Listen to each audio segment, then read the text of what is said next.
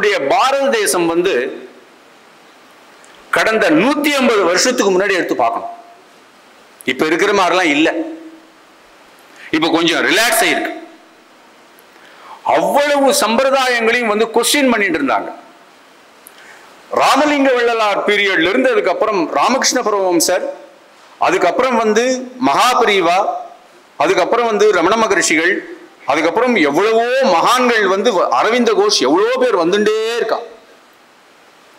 அதுக்கு நடுவுல இப்ப இந்தியாவிலிருந்து இந்தியாவுக்குள்ள இவ்வளவு மகான்கள், இப்ப இந்தியாவிலிருந்து உலக ஆசிரியரா ஒருத்தர் இந்தியா தான் ப்ரொடியூஸ் பண்ண வேண்டியதா இருக்கு இல்லையா?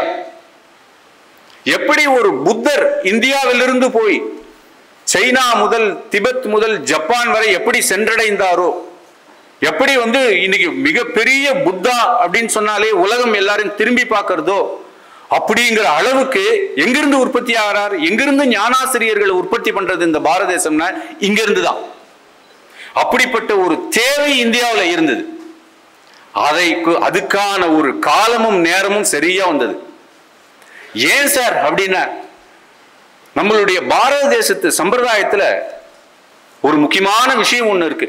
அதை புரிஞ்சிட்டோம்னா, இன்னைக்கு என்னுடைய தலைப்பு ஜிட்டு கிருஷ்ணமூர்த்தி என்கிற தத்துவ ஞானியாகவும் ஸ்பீக்கராகவும் அல்லது தன்னை எந்த விதத்திலையும் உட்படாத தான் ஒரு சாதாரண மனிதனாகவும் வாழ்ந்து சென்றவரை பத்தி நம்ம புரிஞ்சுக்க முடியும். பாரத தேசத்துக்குள்ள நம்ம சம்பிரதாயத்துக்கு உட்பட்டு சில விஷயங்கள் நம்மளுடைய சாஸ்திரம் பேசும். ரொம்ப டீப்பா போய் கொஞ்சம் மெதுவா போறேன், அப்படியே வாங்க. நீங்க நம்மளுடைய சாஸ்திரங்கள் வருணாசிரம தர்மங்களை விதிக்கிறது. அதே சமயத்துல அந்த வருணாசிரம தர்மத்துக்குள்ளார பிரம்மச்சரியம், கிரகசாஸ்திரமும், அதுக்கப்புறம் சந்நியாசாசிரமம், அதுக்கப்புறம் வனப்பிரஸ்தம், இப்படி 4 டிவிஷனா வச்சிருக்கு. இந்த டிவிஷனுக்குள்ளார என்ன பண்ணணும்னா அதுக்குரிய தர்மங்கள் இருக்கும். ஒரு பிரம்மச்சாரி என்ன பண்ணணும்னா அதுக்குரிய தர்மங்கள் இருக்கும். பிரம்மச்சாரி என்ன பண்ணணும்? வேத அத்தியனம் பண்ணணும், இல்லைன்னா தேவார திருவாசகங்கள் படிச்சு அந்தந்த விதத்துக்குள்ளர எது தர்மமோ அதை ஃபாலோ பண்ணணும். அதுக்கப்புறம் இந்த பிரம்மச்சரியத்திலிருந்து இல்லற கிரகசாஸ்திரம் போகணும். அதுக்குள்ளர என்ன விஷயம் உண்டோ அதை ஃபாலோ பண்ணணும். அதுல இருந்து சந்நியாசாசிரமம் போறவங்களுக்கு இதையெல்லாம் தாண்டி அதற்குள்ள ஒரு தர்மம் இருக்கும். அதுக்கப்புறம் அதையும் தாண்டி வனப்பிரஸ்தம் என்கிற நிலை இருக்கும். இந்த வனப்பிரஸ்தம் நிலையும் தாண்டி இன்னொரு நிலையை சொல்றது. அதுக்கு பேர் அத்தியாசிரமேன்னு பேர். அதுக்கு பேர் அதிவர்ணாசிரமேன்னு பேர். ஒரு முறை திருவண்ணாமலையில ரமணாசிரமத்துக்கு ஒரு விசாரணை பண்ண வேண்டியது இருந்தது. ரமணர் உட்கார்ந்துட்டு இருக்கார். அப்போ விசாரணை பண்ணும் பொழுது அந்த விசாரிக்கிற ஜட்ஜி மகரிஷியை பார்த்து கேட்கிறார், நீங்கள் யார் அப்படின்னு கேட்கிறாங்க. உங்களை என்னன்னு சொல்றாங்க புராணத்துல அப்படின்னு கேட்கிறார். அப்போ அவர் எடுத்து சொல்றார், எங்களை போன்றவர்களை அதிவர்ணாசிரமி என்பார்கள். சரி, அதிவர்ணாசிரமியை பற்றி எந்த நூலில் குறிப்பிட்டுள்ளது அப்படின்னு கேட்கிறார். அவர் சொல்றார், சூத சம்ஹிதை, ஸ்ரீமத் பாகவதம், பாரதத்தில் சில இடங்களில் அப்படிங்கிறார். அதிவர்ணாசிரமியாக இதற்கு முன்பு யார் யாரெல்லாம் இருந்தார்கள், நீங்கள் எப்படி இருக்கு, நீங்கள் அதில் எப்படி அப்படின்னு கேட்கிறாங்க. அதாவது உங்களை மாதிரி யார் இருந்தாங்க அப்படின்னு கேட்கிறாங்க. ஃபர்ஸ்ட் டைம் மகர்ஷி சொல்றார், சுகபிரம்ம ரிஷி, ரிஷபயோகி, ஜடபரதர். ஓ அப்படிங்கிறாங்க ஜட்ஜ். இப்ப அதிவர்ணாசிரமின்னா என்னன்னு கேட்கிறாங்க. அதிவர்ணாசிரமி என்பவர்கள் இந்த 4 தர்மத்திற்கும் கட்டுப்படாதவர்கள். அதிவர்ணாசிரமி என்பவர்கள் தர்மத்திற்கும் அதர்மத்திற்கும் அப்பால் சென்று இருப்பவர்கள். அப்போ ஒரு விஷயம் சொல்றார், சுகபிரம்ம ரிஷி மகா ஞானியா இருந்தார், ஒருவேளை அவர் திருமணம் கூட செய்து கொண்டிருக்க கூடும் அப்படிங்கிறார். அப்படிப்பட்ட அதிவர்ணாசிரமியாக இருக்கக்கூடிய ஒரு நிலையில் இருந்தவர்களை பற்றி மகரிஷி பேசுகிறார். அதே போலத்தான் ஜெய கிருஷ்ணமூர்த்தி என்கிற மகானும் தர்மத்திற்கும் அதர்மத்திற்கும் அப்பாற்பட்ட ஒரு அதிவர்ணாசிரமி அப்படிங்கிற நிலையில் இருந்தவர். 2 டிஃபரன்ஸ் இருக்கு ரமண மகரிஷிக்கும் ஜெய கிருஷ்ணமூர்த்திக்கும். என்னென்ன? ரமண மகரிஷி சாஸ்திரங்களை தன் கையில் எடுத்துட்டார். ஜெய கிருஷ்ணமூர்த்தி சாஸ்திரங்களை எடுத்துக்கல. ஆனா ரமண மகரிஷி சொல்ற விஷயத்திற்கும் ஜெய கிருஷ்ணமூர்த்தி சொல்ற விஷயத்துக்கும் எந்த டிஃபரன்ஸுமே கிடையாது. ரெண்டு பேருமே சத்தியத்தாவே பேசினார். கொஞ்சம் அப்படியே என்ன எல்லாருக்கும் ஒரு எப்பயுமே ஜெய கிருஷ்ணமூர்த்தி அப்படின்னு சொன்ன உடனேயே ஃபர்ஸ்ட் இம்ப்ரெஷன் என்ன சார்? கடவுள் இல்லைன்னு சொல்றார் அவர். நீங்க எதையும் தேட வேண்டாம் அப்படின்ட்டார். எல்லாத்தையும் டிராப் பண்ணுங்கோ அப்படின்னார். ரெண்டாவது, எதுக்காக இந்த பூஜை இந்த சடங்கெல்லாம் சொல்லியிருக்கார் அப்படின்னு ஃபர்ஸ்ட் இம்ப்ரெஷன், ஃபர்ஸ்ட் லேயர் எல்லாருக்குள்ளரையும் வரும். அவர் முதல்ல அவர் யாரு அப்படின்னு நம்ம புரிஞ்சுக்கணும். அவர் இந்தியன் டெரிட்டரிக்குள்ளர சாஸ்திர சம்பிரதாயத்துக்குள்ளர பேசல. இந்தியாவில் பிறந்திருந்தாலும் இந்தியாவில் ஒரு ட்ரெடிஷனலான ஒரு பிராமின் ஃபேமிலியில பிறந்திருந்தாலும் அவர் உலக ஆசிரியனாக வேர்ல்டு டீச்சரா வலம் வருவதற்காக எந்த ட்ரெடிஷனலையும் பொருந்தாமலையும் சத்தியத்தோடு நின்றும் பிறகு அது சத்தியத்தை போதிக்கவும் செய்யும் என்பதற்கு பெரிய உதாரணம் ஜெய கிருஷ்ணமூர்த்தி. ஜெய கிருஷ்ணமூர்த்தியினுடைய மிகப்பெரிய விஷயம் என்னன்னா ட்ரூத்தாவே பேசினார். எந்த இடத்திலையுமே ஒரு உபாசனையோ அல்லது ஒரு சம்பிரதாயத்தையோ துணை இல்லாம எந்த ட்ரூத்ங்கிற ஸ்டாண்ட்ல நின்னாரோ அந்த ட்ரூத்ல நின்று பேசினார். அதுக்கு என்ன சார் காரணம்? ஆக்சுவலா அப்படின்னா கம்பேஷன் காரணம். கம்பேஷன் நம்ம புரிஞ்சுட்டோம்னா ஜெய கிருஷ்ணமூர்த்தியை புரிஞ்சிக்க முடியும். கம்பேஷன்ங்கிற அந்த கருணை காரணம். நீங்க ஒரு சம்பிரதாயத்தில் இருக்கும் பொழுது ஒன்னத்தை சார்ந்து இருப்பீங்க. அந்த சம்பிரதாயத்துக்குள்ள இருக்கிற மக்கள் உள்ள வர முடியும், இன்னொரு சம்பிரதாயத்தில் இருக்கிற மக்கள் உள்ள வர முடியாது. இதுவே ஃபாரின்ல இருக்கிற ஒரு ஜீவன் என்ன பண்ணனா அவங்களுடைய கேத்தலிக் சம்பிரதாயமோ ஏதோ சம்பிரதாயத்தில் இருக்க முடியும். இதை எல்லாத்தையும் கவனிச்ச அந்த பிரபஞ்ச சக்தியானது the complete and the higher consciousness என்ன முடிவு பண்ணித்தன, எந்த சம்பிரதாயத்திலையும் பொருந்தாத, எந்த சம்பிரதாயத்திற்கும் உட்படாத மிகப்பெரிய ஒரு தத்துவத்தை, மிகப்பெரிய ஒரு சத்துவத்தை, ஒரு சத்தியத்தை, அந்த ட்ரூத் அப்படியே கொண்டு வந்து இறக்கி உபதேசம் பண்ணா எப்படி இருக்குமோ அதுதான் ஜெய கிருஷ்ணமூர்த்தி. அதாவது ஜெய கிருஷ்ணமூர்த்திய நம்ம பேசுறதுக்கு முன்னாடி அவர் சரித்திரம் கொஞ்சம் பார்க்கணும். நம்ம அவருடைய சரித்திரம் ரொம்ப ஆச்சரியமா இருக்கக்கூடியது. ஞானிகள் எவ்வளவு கஷ்டப்படுறான்னு நமக்கு தெரியணும். அந்த கஷ்டத்தை தாங்கிண்டு உலகத்துக்கு அவ உபதேசம் பண்றா. ஜெய கிருஷ்ணமூர்த்தியினுடைய வாழ்க்கை சாதாரணமாலாம் போயிடல. எப்படி ரமண மகரிஷிகள் 16 வயசுல திருவண்ணாமலையில உட்கார்ந்துட்டு இருந்தாரு. ஒரு பையன் சார், ஒரு 9th ஸ்டாண்டர்ட் முடிச்ச அந்த காலத்துல 9th ஸ்டாண்டர்ட் முடிச்ச ஒரு பையன் அப்படி திருவண்ணாமலையில உட்கார்ந்துட்டு இருக்கார், மகா ஞானியா. இதே போலவே ஜெய கிருஷ்ணமூர்த்தி உட்கார்ந்து இருக்கார். இப்ப நான் ஜெய கிருஷ்ணமூர்த்தி பத்தி இந்த மாதிரி கம்பேர் பண்றதே ஒரு விதத்துல தப்பு. ஏன்னா ஜெய கிருஷ்ணமூர்த்தி கம்பாரிசனுக்கு எதிரானவர். ஆனாலும் ஜெய கிருஷ்ணமூர்த்தியினுடைய ஒரு அறிமுகம் நமக்கு கிடைக்கணும் அப்படின்னு என்னுடைய நோன் ஃபீல்டுல எந்த ஞானிய சொல்லி நம்ம அவரை சொல்றோமோ அதை புரிய வச்சுட்டு அவரை பத்தி நான் பேசலான்னு ஆரம்பிக்கிறேன் இல்லையா. கிட்டத்தட்ட 1895 வருடம் மே மாசம் 11ஆம் தேதி நாராயணையா சஞ்சீவி தம்பதியருக்கு 8வது மகனாக ஜெய கிருஷ்ணமூர்த்தி பிறக்கிறார். இந்த இவருடைய பிறப்பு அப்படி மைண்ட்ல வச்சுப்போம். அந்த பிறந்த உடனேயே அதே கணத்துல அந்த ஒரு கணத்துல வேர்ல்டு முழுக்க வேற ஒரு விஷயம் நடக்கிறது. மேடம் பிளாவெட்ஸ்கின்னு ஒரு அம்மா ஃபாரின்ல இருந்து வராங்க. தி சீக்ரெட் டாக்ட்ரைன் அப்படின்னு ஒரு புஸ்தகம் எல்லாரும் கொஞ்சம் கேள்விப்பட்டவங்க படிச்சிருப்பீங்க. அதுல என்ன எழுதுறாங்கன்னா, இந்த உலகம் மிக இக்கட்டான நிலையில் இருக்கிறது, நிறைய வாருங்க வரப்போறது, எங்க பார்த்தாலும் ஜெர்மனியர்கள் அது இதுன்னு ஏகப்பட்ட சண்டையெல்லாம் போட போறா. கிட்டத்தட்ட ஒரு இவ்வளவு பேரையும் காப்பாற்றியாக வேண்டிய ஒரு சூழலும் இருக்கிறது. மதங்கள் பிளவுபட்டிருக்கின்றன. யார் இவங்க எல்லாருக்கும் சரியான உபதேசம் பண்ணுவாங்க அப்படின்னும் பொழுது அவங்க சொல்றாங்க, மிக பெரிய ஒரு அவதார புருஷர் வரப்போகிறார், அந்த அவதார புருஷர் வருவதற்கான நேரமும் வந்து கொண்டிருக்கிறது, தயாராகுங்கள் அப்படின்னு சொல்றாங்க. அப்படி எப்படி வர்றார் அப்படின்னா, மைத்ரேயர் தன்னுடைய இன்னொரு வெஹிக்கிள், இன்னொரு உடம்பின் வழியாக வந்து இந்த பூமியில் இறங்கி, எப்படி சொல்றாங்கன்னா, ஆக்சுவலா 8வது பிள்ளையாகவும் பிறக்கக்கூடும், அப்படி பிறப்பவர் கிருஷ்ணமூர்த்தி என்கிற பேரோடும் வரக்கூடும் அப்படின்னு சொல்றாங்க. அவ்வளவு ஆச்சரியமா டீப்பா போய் சொல்லியிருக்காங்க. அந்த மேடம் பிளாவட்ஸ்கி அவங்க எல்லாம் யார் அப்படின்னா, இந்த பிரபஞ்சத்தில் இருக்கக்கூடிய, இந்த பிரபஞ்சத்தை தாண்டி இருக்கக்கூடிய பல்வேறு உலகங்களுடன் தொடர்பு கொண்டிருப்பவர்கள்.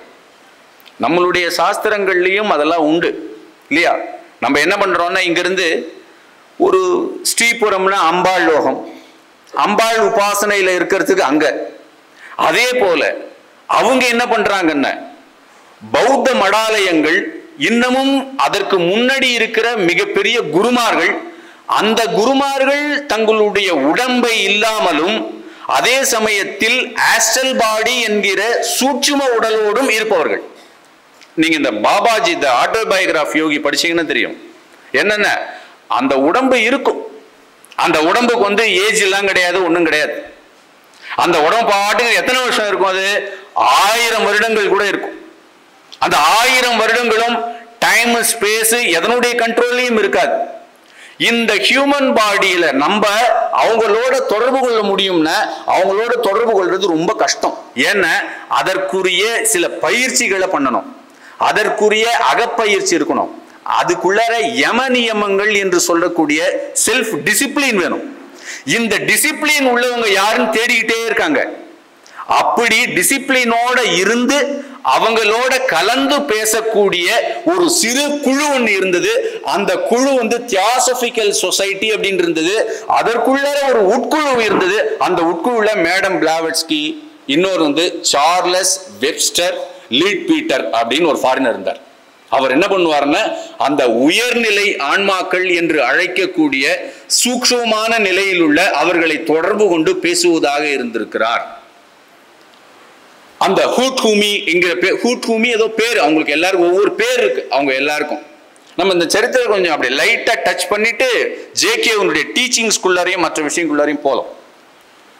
ஏன்னா இது இது இது இப்படியே இந்த சரித்திரம் போயிட்டே இருந்தா எங்கேயோ போயிடும். அதனால அப்படி இருக்கும் பொழுது எல்லாரும் கிட்டத்தட்ட பிளாவட்ஸ்கி சொல்லிட்டாங்க, சரியான நேரம் நெருங்கி வருகிறது, அந்த ஜீவனும் பிறந்து விட்டது, ஆனா அதை கண்டுபிடிக்கிறது தான் நம்மளுடைய வேலை அப்படின்னு ஒண்ணு. இந்த லீட்பீட்டர் அப்படிங்கிற ஒரு ஆஸ்திரேலியாவிலிருந்து வந்தக்கூடிய ஒரு கத்தோலிக்க திருச்சபையை சேர்ந்தவர், அதையும் தாண்டி பல இந்தியர்களுடைய பல விஷயங்கள்லாம் கத்துக்கிறார். அவர் தந்திராலேருந்து எல்லாம் தெரியுது அவருக்கு. அவர் என்ன பண்ணுவார்னா, ஒருத்தரை பார்த்த உடனேயே அவருடைய ஆஸ்ட்ரல் பாடி என்று அழைக்கக்கூடிய சூக்ஷ்ம உடலை தரிசிக்கக்கூடிய பவர்லாம் இருக்க விட்டு, அக்கல்ட் பவர் என்று சொல்லக்கூடிய பலவிதமான சித்திகளை இவர் பெற்றிருந்தார். அதையும் தாண்டி ஒருத்தரை பார்த்த உடனே இதற்கு முன்பு இவர்களுக்கு எத்தனை பிறவிகள் வாய்த்து இருக்கும் அப்படிங்கிற அளவுலாம் கண்டுபிடிக்கிற அளவுக்கு அவர் இருந்திருக்கார். ஆனாலும் அதையும் தாண்டி இருக்கக்கூடிய விஷயங்கள் வந்து அவருக்கு தெரியுமான்றதெல்லாம் தெரியல. ஆனா ஒரு குறிப்பிட்ட நபரை பார்த்த உடனேயே இவர் எப்படிப்பட்டவரும் தெரிகிறார். அப்படிங்கிற நேரத்தில் ஜெய கிருஷ்ணமூர்த்தி 1895ஆம் வருடம் பிறக்கிறார். மதனப்பள்ளிங்கிற ஊர்ல அவருடைய கிட்டத்தட்ட சொல்லணும்னா அப்படி ஒரு பூ மலர்ந்து அப்படி வர மாதிரி வருது. ஜெய கிருஷ்ணமூர்த்தி பிறந்த உடனேயே அவங்க ஃபேமிலி பேர் ஜிட்டு அப்படிங்கிற பேரு. தெலுங்கு, அந்த தெலுங்கு பேசும் ஒரு அந்தனர் குடும்பத்தில் ஒரு ட்ரெடிஷ்னல் ஃபேமிலியில் பிறக்கிறார். அவருடைய தம்பி பேரு நித்யான்னு பேரு. அவரோட தான் இவர் டிராவல் பண்ண போறார். அவர் தன்னுடைய வாழ்க்கையினுடைய ஒரு பகுதி வரைக்கும் அப்படியே இருக்கும் பொழுது அந்த குழந்தைக்கு உபநயனம் சம்ஸ்காரங்கள்லாம் நடக்கிறது. ஆனா ஜேகே எப்படி இருப்பாருன்னா, நம்ம இனிமேல் கொஞ்சம் ஜே கிருஷ்ணமூர்த்தி ஜேகேன்னு கொஞ்சம் பேசுவோம், அதுக்கப்புறம் கொஞ்சம் கொஞ்சமா நான் கிருஷ்ணாஜின்னு கொஞ்சம் பின்னாடி கொஞ்சம் மாத்திக்கிறாங்க. அப்படி இருக்கக்கூடிய அந்த ஜேகேங்கிற குழந்தை, அந்த ஜே கிருஷ்ணமூர்த்திங்கிற குழந்தை எப்படி இருக்குன்னா, சின்ன வயசுலேயே எதையோ வேடிக்கை பார்த்துட்டு இருக்கும். எதை பார்க்கறதுனே தெரியாது அந்த குழந்தைக்கு. என்ன இந்த குழந்தை இவ்வளவு டல்லா இருக்கு அப்படின்னு அவங்க அப்பாவுக்கெல்லாம் ஆச்சரியமா இருக்கும். என்ன நோஞ்சானா இருக்கு, ஏதாவது உடம்பு அப்படின்னா திடீர்னு ஒரு மலேரியா வந்துடும், திடீர்னு உடம்பு முழுக்க ஏதோ வலியில துடிக்கும், என்னன்னே அவங்களுக்கும் புரியல. அது என்னன்னே தெரியல அவங்களுக்குலாம். ஆனா தனியே போய் உட்காந்து போறான். தன்னுடைய தம்பி அழைச்சிட்டு பக்கத்துல இருக்கிற மலை இருக்குமா, அங்க போய் உட்காந்து அப்படியே வானத்தையே பார்க்கறது, வானத்தையே விரிச்சு பார்க்கறது. இந்த ஞானிகளுக்கு எல்லாருக்கும் இதெல்லாம் ஒரே மாதிரி இருக்கு. ராமகிருஷ்ண பரமஹம்சர்ல இருந்து ரமண மகரிஷியிலிருந்து படிப்புல கவனமே கிடையாது இல்லையா? அப்படியே இருக்கும் பொழுது அவங்க அப்பா சரி இந்த குழந்தைக்கு ஏதோ ஒரு உடம்பு படுத்துறது போல இருக்கு அப்படின்னு நினைச்சுக்கிறார். கொஞ்ச நாள் கழிச்சு என்ன பண்றாருன்னா சென்னைக்கு குடிபெயர்றார். இதே தியாசபிக்கல் சொசைட்டில அவருக்கு வேலை கிடைக்கிறது. இந்த தியாசபிக்கல் சொசைட்டியினுடைய சில விஷயங்களும் அவங்க அப்பா நாராயணையா தெரியுது. அதற்கு முன்பாக இன்னொரு விஷயம் நடக்கிறது. என்னென்ன, பெரிய இடி விழுந்த மாதிரி ஒரு சமாச்சாரம். அவங்க அம்மாவினுடைய இறப்பு, ஜேகேவினுடைய அம்மா இறந்து போயிடுறாங்க. இறந்து போன உடனே அது வரைக்கும் தாய்க்கு பின்னாடியே போயின்னு இருந்தவர், எப்பயுமே அம்மா கூடவே வளர்ந்த அந்த குழந்தை ரொம்ப ஆச்சரியமா ஜேகே பின்னாடி சொல்றார், சின்ன வயசுலலாம் குழலூதும் கிருஷ்ணன்லாம் நான் பார்த்துருக்கேன் அப்படிங்கிறார். கிருஷ்ண தரிசெல்லாம் கிடைச்சிருக்கு. அவங்க அம்மா சொல்றாங்க, இந்த குழந்தை வயிற்றுல இருக்கும் பொழுது எனக்கு பிற திவ்ய காட்சிகள்லாம் கிடைச்சிருக்கு. ஆனாலும் இந்த குழந்தை இந்த உலகத்துக்கு ஏதோ பண்ண போறது, இந்த குழந்தை இந்த உலகத்துக்கான மிகப்பெரிய ஒரு பொக்கிஷத்தோட வருதுங்கிறது எனக்கு தெரிஞ்சிட்டு அப்படின்னு அவங்க அம்மா இந்த குழந்தைய ரொம்ப ஜாக்கிரதையா வளர்க்குறாங்க. ஆனாலும் பிரபஞ்சம் அவங்க அம்மாவை இருக்க விடல. அவங்க அம்மா நோய்வாய்ப்பட்டு இறந்து போயிடுறாங்க. இந்த குழந்தை என்ன பண்ணுதுன்னா அந்த மதனப்பள்ளியில் அப்படியே சுத்தி வரும்பொழுது அம்மா அம்மா அம்மான்னு அழறது. ரொம்ப ஆச்சரியமான விஷயம் என்னன்னா, மகான்களுடைய கண்ணுக்கு இறந்தவர்கள் கண்ணுக்கு படுவாங்கன்னு சொல்லுவாங்க. அதுபோல ஜெயகிருஷ்ணமூர்த்திக்கு அவங்க அம்மா அப்படி மாடிப்படியில அவங்க அம்மா அப்படி கையை காமிச்சுட்டே போகும்போது ஜேகே அப்படியே பார்ப்பாரா, அவங்க அம்மா அப்படியே போய் மறைவாங்க. துணி உலர்த்தும் இடங்கள்ல அப்படியே அம்மா நினைச்சுட்டே போறோம், அவங்க அம்மா அப்படியே ஒரு உடலோடு அப்படியே நடக்கிற மாதிரி இருக்குமா, அப்படியே போய் மறைவாங்க. பின்னாள் சொல்றாரு, இந்து மத சம்பிரதாயங்கள்ல சிரார்த்தம் கொடுக்குற அன்னைக்கு அந்த யார் இறந்து போனாங்களே அவங்களே அந்த வீட்டில் சாப்பிட்ற மாதிரி ஒரு சம்பிரதாயம் இருக்கு. நான் என் கண்களால பார்த்தேன். சார்தம் கொடுக்குற நீ எங்க அம்மாவும் உட்காந்து சாப்பிட்டு இருந்தா ஆச்சரியமா பார்த்தேன், பின்னாடி அம்மா மறைஞ்சிட்டா அப்படிங்கிற. இதெல்லாம் மகாபெரியவர் சொல்லி நம்ம கேட்டிருக்கோம். ஆனா ஜேகே சொல்றாரு, அதுக்கப்புறம் இன்னொன்னு சொல்றாரு ஜேகே, அதெல்லாம் ஒரு ஸ்டேஜ்ல இருந்தது, ஆனா அதை ரொம்ப பெருசாலாம் எடுத்துக்கூடாது அப்படிங்கிறார். இப்படி ஜேகே இருக்கும் பொழுது அம்மாவனுடைய பிரிவு யாராலையும் தாங்க முடியல. அவரும் மனைவியை இழந்த துக்கம் தாங்க முடியாம மெதுவா என்ன பண்றாருன்னா மதனப்பள்ளியை விட்டு சென்னைக்கு குடிபெயர்றார். அப்பதான் ஒரு பெரிய ஆச்சரியமான ஒரு காரியம் நடக்கிறது. இந்த 2 குழந்தைகளும் மயிலாப்பூர்ல படிக்க வைக்கிறார். மயிலாப்பூர்ல இருந்து பிரபஞ்சம் தன்னுடைய விளையாட்டை தொடங்கிட்டு மெதுவா அடையார் ஆருக்கு இந்த 2 குழந்தைகளும் போறா. குழந்தைங்க போகும்போது மிகச்சரியாக லீட் பீட்டர் என்று அழைக்கப்படுகின்ற அவர் இந்த குழந்தைங்களை பார்க்கிறார். அந்த லீட் பீட்டருக்கு பார்த்த உடனே ஆச்சரியமாகிறது. என்ன, ஃபர்ஸ்ட் டைம் அவர் சொல்றாரு, நான் முதலாக சுயம் என்பது இல்லாத, there is no self, selfishness துளி கூட இல்லாத அங்கு ஒரு சிறுவன் நின்றிருப்பதை பார்த்தேன். அவன் இந்த உலகத்தவன் இல்லை, அவனை சுற்றிலும் பெரிய ஒளி இருந்தது. ஆஹா, இவன்தான் மைத்ரேயராக இங்கு வந்திருக்கிறான், இவன்தான் இந்த உலகாசிரியன், இவன்தான் இந்த உலகத்தை வழிநடத்தக்கூடிய மிக பெரிய ஆன்மீக குரு என்பதை முதலாக பார்த்து விட்டேன் அப்படின்னு சொல்லிட்டு தெளிவுகிறார். முதலாக அந்த அண்ணனும் தம்பியும் பார்த்தவனுக்கு ஆச்சரியம். நேரா போறார். பிளாவட்ஸ்கி, அன்னிபெசன்ட் அம்மையார்லாம் வந்துட்டாங்க. அவங்களாம் எதிர்பார்த்துட்டு இருக்காங்க இப்படி ஒரு அவதாரம் நடக்க போறதுன்னு. சந்தோஷம் தாங்க முடியல. நேரா அந்த குழந்தைங்களை பார்க்கிறார். அவர் மெதுவாக மறுநாள் போய் அந்த குழந்தைங்க எங்க இருக்குன்னு கண்டுபிடிச்சி அவங்க அப்பா கிட்டையும் பேசுறார். பா, உங்ககிட்ட வளர்றது சாதாரண குழந்தை கிடையாது, இந்த உலகத்தினுடைய மிகப்பெரிய ஒரு ஆசானா வளரக்கூடியவர். நம்ம சமஸ்கிருதத்தில் சொல்றமே ஜெகத்குரு, அந்த மாதிரி ஒரு வரக்கூடியவர் இந்த பையன். நான் பார்த்துட்டேன், அதனால இவனை பார்த்துக்க வேண்டியது எங்களுடைய பொறுப்பு அப்படின்னு மெதுவா போய் பேசுறார். அவங்க அப்பாவுக்கு ஆச்சரியம் தாங்கல. என்னப்பா சொல்ற நீ, அவன் வேகா இருப்பான் எப்பயுமே, எப்பயோ எம்டியே எதையோ பார்த்த மாதிரி இருப்பானே. இல்ல எம்டி எல்லாம் கிடையாது, அவங்ககிட்ட தான் பிரபஞ்சமே இருக்கு அப்படின்னு மெதுவா கன்வின்ஸ் பண்றாங்க. அன்னிபெசன்ட் அம்மையாரா முதல்ல ஜெய கிருஷ்ணமூர்த்தி இப்படி பார்க்கும் பொழுது அவங்க கண்கள்லாம் அப்படியே ஆனந்த பாஷ்பம், அவ்வளவு ஒரு சந்தோஷம். ஹே அப்பா, இவ கிட்ட நின்னாவே அந்த குழந்தையை பார்க்கும் பொழுது தனக்கு ஏதோ மகன் பிறந்த மாதிரி ஒரு ஃபீலிங் இருக்கு அவங்களுக்கு. ஜேகே பின்னாடி நாள்ல சொல்றாரு, எப்பயுமே அன்னி பெசன்ட் அம்மையார் அம்மான்னு தான் சொல்லுவார் அவர் எப்பயுமே. அதை பார்த்த உடனே அவர் பார்த்து எனக்குள்ள தாய்மை சுரந்தது, அவங்கள பார்த்த உடனே எனக்கு அம்மான்னு கூப்பிடணும் போல இருந்தது. ரெண்டு பேருக்கும் அந்த தாய் மகன் உறவுங்கிறது பார்த்த உடனே பிடிச்சி போச்சு. அவங்க ரெண்டு பேரும் அடிக்கடி பேசுறாங்க. மெதுவா என்ன பண்றாருன்னா, இந்த பள்ளியில இருக்கிற இந்த கல்வி இவருக்கு பத்தாது, அவர் இங்கிலீஷ் படிக்க வைக்கணும் அப்படின்னு ட்ரை பண்றாங்க. அதுக்கு லீட் பீட்டர் என்ன பண்றாருன்னா, அந்த குழு அதுக்கு முன்னாடி ரெடி பண்ணிடுறாங்க. எப்படி ரெடி பண்றாங்கன்னா, வாரணாசியில போய் theosophical society order of the star அப்படின்னு ஒன்று உருவாக்குறாங்க. அப்ப என்ன சொல்றாங்கன்னா, இங்கு இருக்கக்கூடிய இந்த கிருஷ்ணமூர்த்தி தான் உலக ஆசிரியன். இவரை என்ன பண்ணணும்னா, சூட்சும உலகத்திற்கு தொடர்பு கொள்ள வைக்க வேண்டிய எல்லா தகுதியும் இந்த குழந்தைகிட்ட இருக்கு. அதுக்கு முன்னாடி டெஸ்ட் பண்ணிடுறாங்க இந்த குழந்தைய. எப்படி டெஸ்ட் பண்றாங்கன்னா, உள்ள ரூம்ல உட்கார வச்சிருக்காங்க. இவர் என்னென்னலாம் இவருக்கு பயிற்றுவிக்க வேண்டுமோ யமனியமங்கள்ல இருந்து எல்லாம் சொல்லி தராங்க. உடனடியாக ஒரு இன்ஸ்டன்டா தன்னுடைய சரீரத்திலிருந்து பிரிந்து வேறு ஒரு ஸ்டேட்டுக்கு போய் அப்படி வெளியில போறதை எல்லாரும் பாக்குறாங்க. யார் பாக்குறாங்கன்னா, அந்த குழுவிற்குள்ளர இருக்கிற குழுவில் இருக்கிறவங்க அதை கண்டுபிடிச்சிட்டாங்க. என்ன இவ்வளவு ஆச்சரியமா இருக்கு அப்படின்னு பாக்குறாங்க. அதுக்கு முன்னாடி என்ன பண்றாங்கன்னா, இவருக்கு ரொம்ப ஜாக்கிரதையா உணவு கொடுக்கணும், இவருடைய உடம்பை பத்திரப்படுத்தணும். ஏன்னா சாதாரண உணவுலாம் கொடுக்க கூடாது. இந்த உடம்பை பாதுகாக்க வேண்டுமெனில் சிறிய நோய் வந்தா கூட ரொம்ப ஜாக்கிரதையோட இருக்கணும். அப்படிங்கிறதுக்காக உணவிலிருந்து, அவரை தங்கும் இடத்தில் இருந்து, ஏன் உடையில் இருந்து எல்லாத்தையும் அவர் கரெக்டா பார்த்து பார்த்து பண்றாங்க. இதற்கு நடுவில் என்ன பண்றாருன்னா, இந்த லீட் பீட்டர் என்ன பண்றாருன்னா, அவங்க அப்பா கிட்ட இருந்து கம்ப்ளீட்டா பிரிச்சு இந்த இடத்துல கொண்டு வர்றார். அவங்க அப்பாவுக்கு கொஞ்சம் மனசு வலிக்கிறது. ஏன்னா இவ்வளவு ஃபாஸ்டா தன்னுடைய மகன் தன்னை விட்டு பிரிவான்னு அவங்க நினைச்சு பார்க்கல.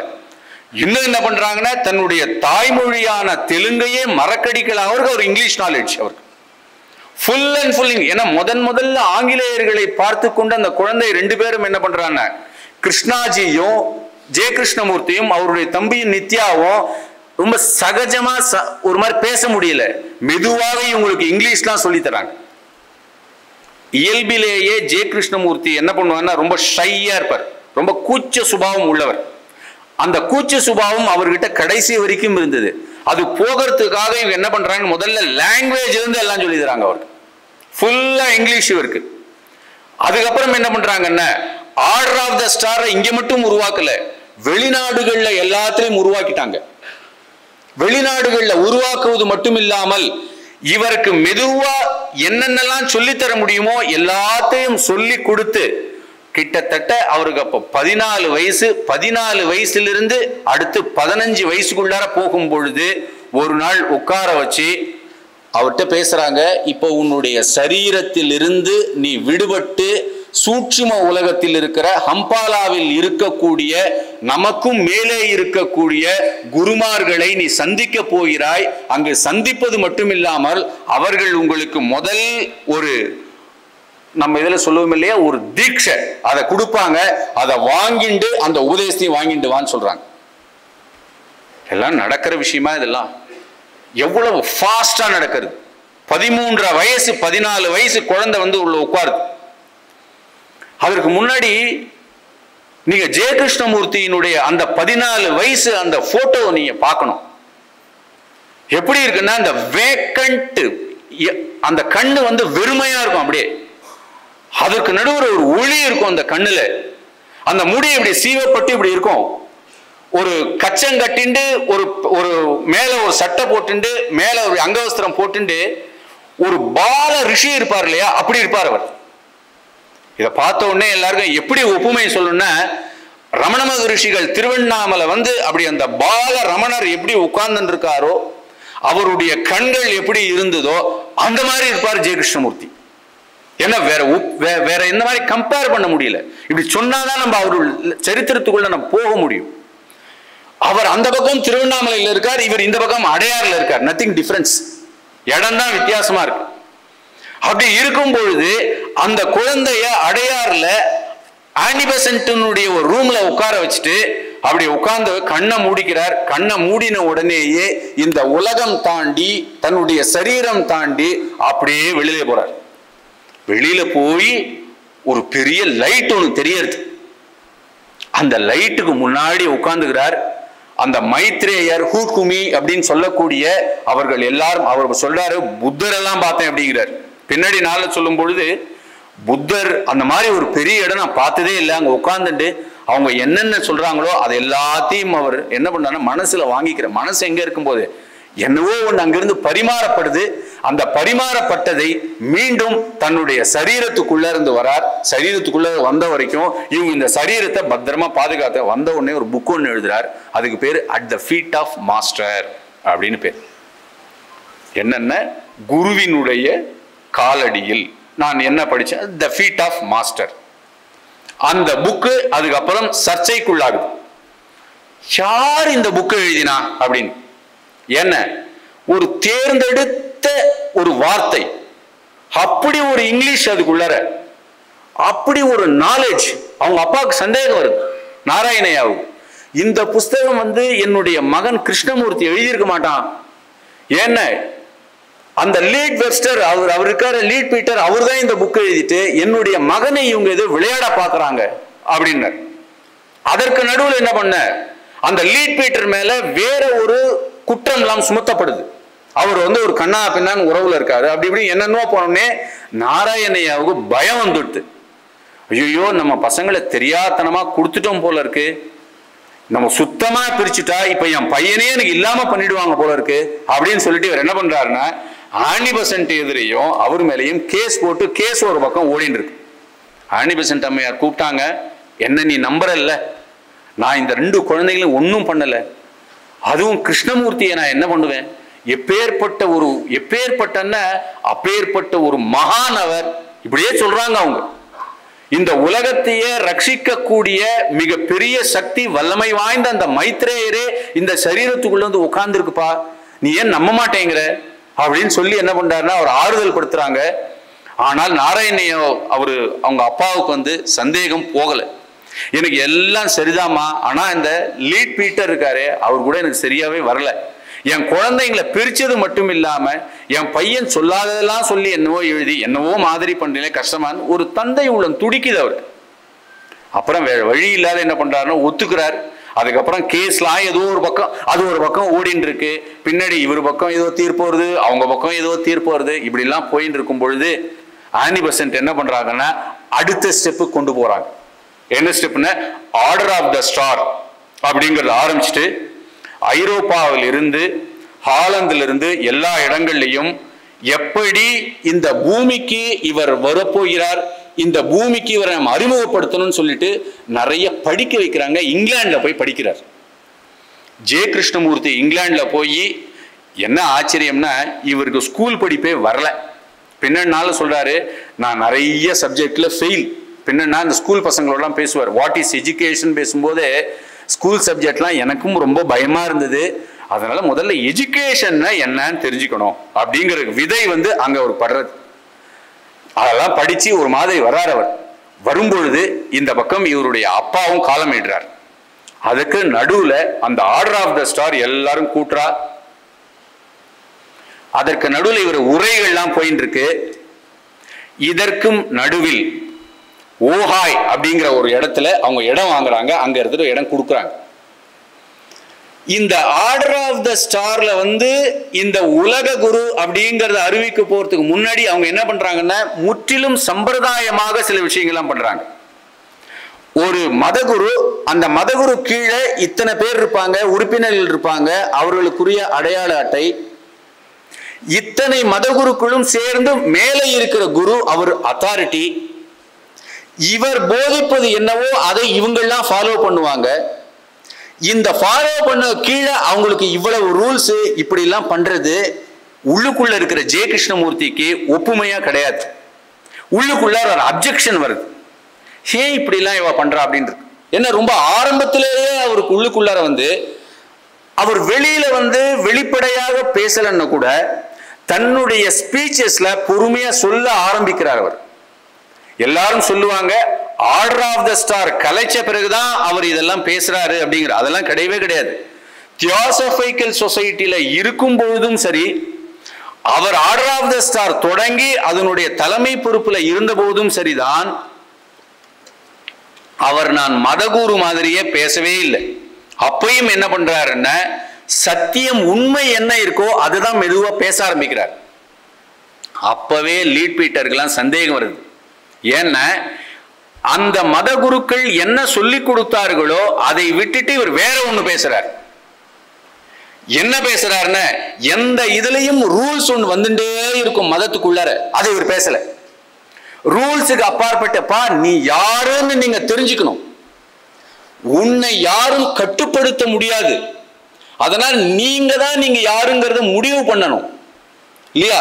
அதற்குரிய பாதை என்பது ஒண்ணும் இல்லைன்றதுக்கான ஒரு விஷயம் அவர் காமிச்சுட்டே இருக்கார் ஆரம்பத்திலேயே. ஆனாலும் இங்க யாரும் கேட்கிற மாதிரி இல்லை. அதற்கு பிறகு மெதுவா அப்படி போயின்னு இருக்கும் பொழுது ஓஹாய்ங்கிற இடத்துக்கு போறாங்க, இவரை கொண்டு போய் இங்க வைக்கிறாங்க. அந்த இடத்துலதான் மிகப்பெரிய ஆச்சரியமான விஷயங்கள்லாம் நடக்கிறது. ஜெய கிருஷ்ணமூர்த்தி ஒரு அறையில உட்கார்ந்து இருக்கார். மெதுவா அவருக்குள்ளர ஞானானுபவம், நம்ம ஞானானுபவம் சொல்றோம், ஆனா அது ப்ராசஸ் அப்படின்னு சொல்லுவாங்க இல்லையா? பண்படுதல். என்ன மாதிரி பண்படுதல் அப்படின்னா, ரெண்டு விதமான பண்படுதல் அவர்கிட்ட நடந்துட்டு இருக்கு. ஒரு பக்கம் அவருடைய குண்டலினி சக்தி விழிப்புடுது, இன்னொரு பக்கம் அவருடைய உடம்பு தாழ முடியாத வேதனையில் இருக்கு. அந்த ட்ரூத் என்று சொல்லக்கூடிய அளவிலா சக்தியானது ஜெய கிருஷ்ணமூர்த்தி என்கிற அவருக்குள்ளர வந்து தன்னுடைய முழு திறனையும் காட்டுது.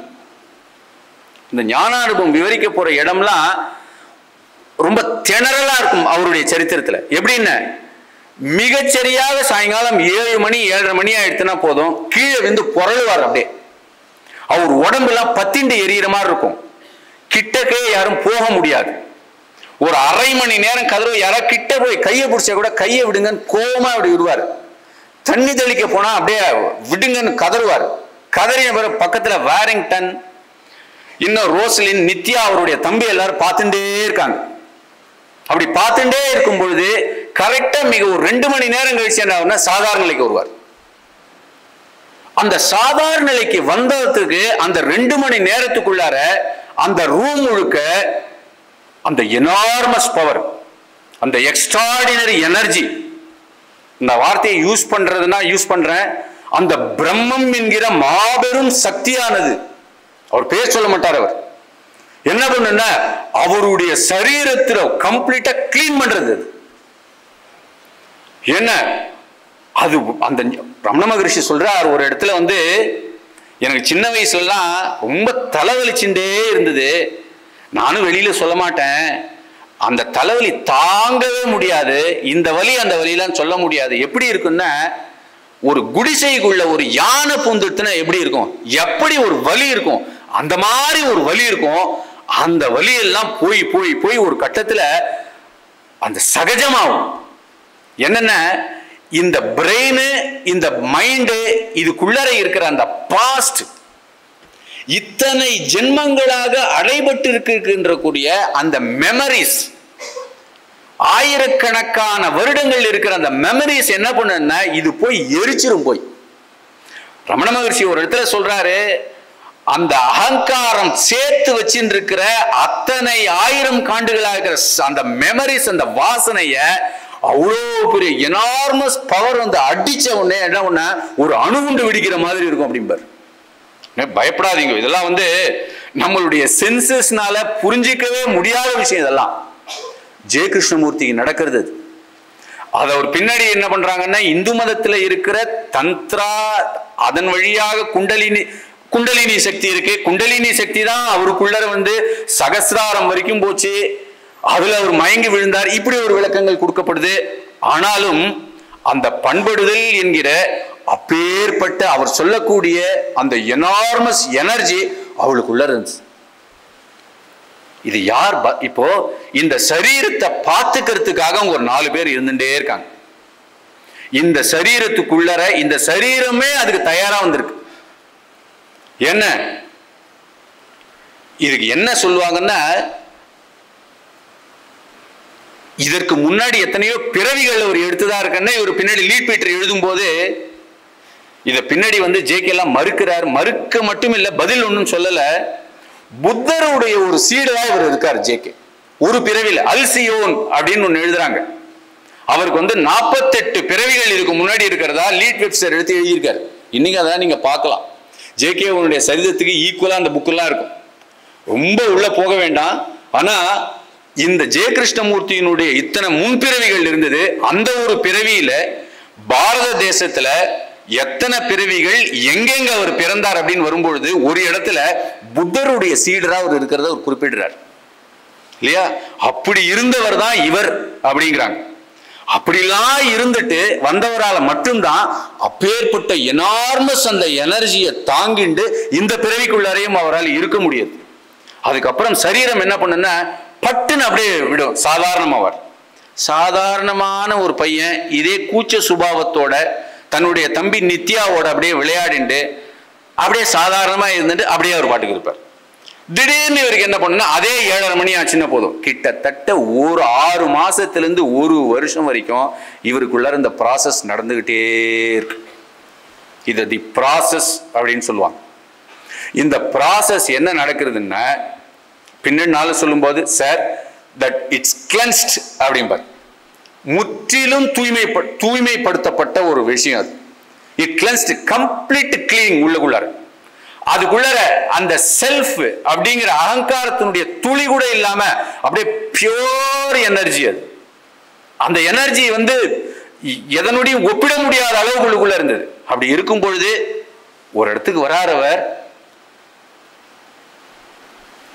இந்த விஷயம்லாம் நம்மளுக்கு சம்பிரதாயத்தில் இருக்கிற மாதிரி அப்படியே இருக்கும். ஏன்னா நம்ம ஜெய கிருஷ்ணமூர்த்தியை அந்நியமா பார்க்க கூடாதுன்றதுக்காக தான் இந்த விஷயத்தை அவர் சொல்லியிருக்காரு. ஐயா கிருஷ்ணய்யா சொல்லி நான் பேசுறேன். அவர் ஒரு முறை அந்த ஓஹாயில இருக்கும் பொழுது அந்த சரீரத்தை அந்த துடிச்சின்னு இருக்கார். அப்படி தூக்கிண்டு நித்யா என்ன பண்றாருன்னா அங்க ஒரு மிளகு மரத்தடி இருக்கும், அங்க உட்கார வைக்க சொல்றாரு. உட்கார வச்ச உடனேயே அந்த இளைஞன் அப்படி உட்கார்ந்துக்கிறார் மிளகு மரத்து கீழே. பைன் காட்டேஜின் பேர் அந்த இடத்துக்கு. அவர் மேடை இருக்கும், பத்மாசனத்துல உட்கார்ந்து கண்ணை மூடிக்கிறார். கொஞ்சம் அப்படியே புத்தரையோ இல்ல நம்மளுடைய மகர்ஷிகளை நினைவில் வச்சுக்கோங்க. அந்த குழந்தை அப்படியே உட்கார்ந்து இருக்கும் பொழுது அப்படியே உள்ளுக்குள்ள ஆழ்ந்து போகுது. தன்னுடைய தலையை சுற்றிலும் பெரிய ஒளிவட்டம் ஒண்ணு, அந்த உடலை சுற்றிலும் பெரிய ஒளிவட்டம் ஒண்ணு. இவங்க எல்லாரும் ஆச்சரியமா பாக்குறாங்க. அப்ப அந்த சரீரை விட்டு அவர் வெளியில போறாரு. சரீரத்தை விட்டு வெளியே போன உடனே ஆஹா, இந்த சரீரத்தை விட்டு வெளியே போன உடனேயும் இந்த நான் இருக்கேன் அப்படின்னு பொதுவா திறந்த இந்த பிரபஞ்சத்தை பார்க்கும் பொழுது அங்க ஒரு தார் ரோடு. அந்த தார் ரோட்ல ஒருத்தன் ரோடு போட்டுக்கிட்டு இருக்கான். அந்த ரோடு போடுறவனாவும் தானாக இருக்கிறார். அவன் கையில என்ன பண்றாருன்னா அந்த ரோடு போற ஒரு சின்னதா வச்சிருப்பான் இல்லையா, பெரிய இன்ஸ்ட்ருமெண்ட், அவனாவும் அந்த கோடாரி மாதிரியும் அவனாவும் இருக்கிறான். அந்த தாராவும் இருக்கான். அங்க ஒரு மனுஷன் இருக்கான், அந்த மனுஷனாவும் தானா இருக்கான். அங்க ஒரு பசு எருது குதிரை ஒண்ணு இருக்கு, அதுவாகவும் இருக்கு. அங்க ஒரு மரம் இருக்கு, அந்த மரமாவும் இருக்கு. அந்த மரத்தினுடைய இலை இருக்கு, அந்த மரத்தினுடைய கீழே புல் இருக்கு, அந்த புல்லாவும் இருக்கு. அந்த புல்லுக்கு மேல பனித்துளி இருக்கு, அந்த பனித்துளியாவும் இருக்கு. எல்லாம் தானாக இருக்கக்கூடிய அந்த அகண்ட அனுபவத்தை ஜெய கிருஷ்ணமூர்த்தி அப்படி பாக்குறார். சார் ஒரே விஷயம், இந்த விஷயங்களை நம்ம ஹிருதயத்தினால ஸ்மரிக்கணும். பிகாஸ் அந்த சொரூபம் தான் சார் நம்ம இந்த சரீரத்துக்குள்ளார உட்கார்ந்துட்டு மகான்கள் என்ன சொல்லி தரானப்பா, நீதான் அந்த எல்லாம். மகாபிரிவா சொல்லுவார் தெய்வத்தின் குரல்ல, நீ என்ன இத்தினோண்டு சரீரத்துக்குள்ள உட்கார்ந்துட்டு இருக்க, ஆனா ராத்திரில ஒன்னே ஒண்ணு பண்ணுப்பா, தூங்கும் போது அப்படியே கண்ணை மூடிக்கோ, இந்த அகண்டமா எல்லாம் நானா இருக்கேன்னு வச்சுக்கோ அப்படிம்பார். எதுக்குன்னா சார் இந்த மனசுக்கு நீங்க சொல்லணும். என்ன இந்த மனசு சொல்றது, நீ இந்த சரீரம், நீ இத்தனோண்டு உள்ள உட்கார்ந்துட்டு இருக்க அப்படின்னு தொடர்ச்சியா பொய் சொல்றது. அப்ப மகாபெரிய ஞானிகள் வந்து ஜெயகிருஷ்ணன் இவ்வளவு பெரிய அகண்டானுபவத்தை ஏன் சொல்றாரு அப்படின்னா, உனக்கு எனக்கு எந்த டிஃபரன்ஸ் இல்லை, எல்லாம் தான். பின்னாடி சொல்றார், sir you are the world அப்படிங்கிறார். பா நீதான் இந்த உலகம், நீதான் எல்லாமாவும் இருக்க, ஏன் பா உன்னை இப்படி குறுக்கிக்கிற அப்படின்னு கேட்கிறார். அப்படிப்பட்ட ஒரு அனுபவத்துக்கு கீழே வந்த உடனேயே அப்படியே இவர் புத்தரா, என்ன இவர் அவதார புருஷர் அப்படின்னு அந்த கண்கள் அவங்க ரெண்டு சகோதரர் பார்க்கிறார். பின்னாடி அந்த சகோதரர் எழுதுறார், இன்னைக்கு ஒரு அற்புதமான காட்சிமா அப்படின்னு அன்னிபெசன்ட் அம்மையார் எழுதுற. அன்னிபெசன்ட் அம்மையா அப்படியே ஆனந்தத்தில் இருக்காங்க. கிட்டத்தட்ட இந்த நிகழ்வுலாம் வந்து அந்த லீட் பீட்டருக்கு அதிர்ச்சியா இருக்கு. என்ன, இவர் ஒரு உலக ஆசான் ஒரு மத குருவை கொண்டு போய் வேற ஏதோ ஒரு பிளான் பண்றாரு. ஆனா இங்க நடந்திருக்கிறது பிரபஞ்சத்தினுடைய அந்த எக்ஸ்ட்ராடினரியா இருக்கக்கூடிய அந்த எனர்ஜி மகாசக்தி என்ன பண்ணித்தன, இவரை வேற மாதிரியே இப்ப விட்டுருக்கு. இவர் வேற மாதிரியே உபயோகப்படுத்த போறது, அது இவர் வேற மாதிரியா வரப்போறார். அப்படி இருக்கும் பொழுது மெதுவா அங்கிருந்து இங்க வராங்க. வந்த உடனேயே அவருக்கு இருந்த ஒரே ஒரு பற்று தன்னுடைய தம்பி நித்யா இல்லையா. லீட் பீட்டர் என்ன பண்றார், மெதுவா என்ன பண்ணார், விடுவிச்சுக்கிறார். மெதுவா அவரும் தூர போறார். இதற்கு பிறகு ஜெயகிருஷ்ணமூர்த்தியினுடைய பேச்சுக்கள்லாம் எப்படி மாறுது அப்படின்னு ஒண்ணு இருக்கு சார். ஒரு கூட்டத்துல ஜெயகிருஷ்ணமூர்த்தி வந்து அந்த பால ரிஷி மாதிரி இருக்கிற அந்த ஜேகே என்ன பண்றாருன்னா, ஒரு கூட்டத்துல ஜனங்கள்லாம் பார்க்கிறார். அவர் அந்த ஜனங்களை பார்த்த உடனேயே தனக்குள்ள இருந்த கம்பேஷன் அவருக்கு வருது. கம்பேஷன் வந்து கையை தூக்குறாரு. அப்படியே அந்த ஒரு இடத்துல இதுதான் ஹாலண்ட்ல நடக்கிறச்ச அவர் கையை தூக்கி ஆசீர்வாதம் பண்ற நிலைக்கு இப்படி தூங்க போகும்பொழுது அங்க இருக்கிறவா எல்லாருக்கும் பிரபஞ்சம் மறைஞ்சு போச்சு அப்படின்னு எழுதுறாங்க. பிரபஞ்சம் மறைஞ்சு போச்சு. பிரபஞ்சம் மறைஞ்சு போய் இப்பேற்பட்ட ஒரு ரிஷி முன்னாடி நம்ம எல்லாம் ஒண்ணுமில்லாம இருக்குமோ, இது என்னது இவரு இப்படி ஒரு லைட் மாதிரி இருக்காரு அப்படின்னு பார்த்த உடனே ஜெயகிருஷ்ணமூர்த்தி என்ன பண்றாங்க, கையை ஆட்டோமேட்டிக்கா கீழே இறங்கிட்டு அதே கூச்ச சுபாவத்தோட இருக்கிற ஒரு பையனா மாறி நிக்கிறார் அந்த இடத்துல. என்ன சார், ஜெயகிருஷ்ணமூர்த்தியினுடைய மிகப்பெரிய உபதேசம் ஒண்ணு இருக்கு, ஹியூமிலிட்டி. என்னன்னா ஹம்பிள்னஸ். எனக்கு வள்ளலார் சொல்லுவார் இல்லையா, வள்ளலார் சொன்னார், நேற்று பேசினார் ஐயா, தெருவில் கை வீசி நடக்க அஞ்சினேன் அப்படின்னார் வள்ளலார் ஒரு இடத்துல. என்ன, நான் கையை இப்படி வீசினா கூட ஒருவேளை எனக்கு அகங்காரம் வெளிப்பட்டு ஆஹா இவன் அகங்காரத்தோடு தெரிஞ்சுவான், தெருவில் கை வீசி நடக்க அஞ்சினேனே அப்படின்ற மாதிரி ஜேகே என்ன பண்றாருன்னா ஒரு வார்த்தை கொடுக்கிறார். Sir humility is a anonymity அப்படின்னு கொடுக்கிறார். என்ன, நான் யாருன்னே தெரியாத அளவுக்கு நான் இருக்கணும் அப்படின்னு ஆசைப்படுறேன்.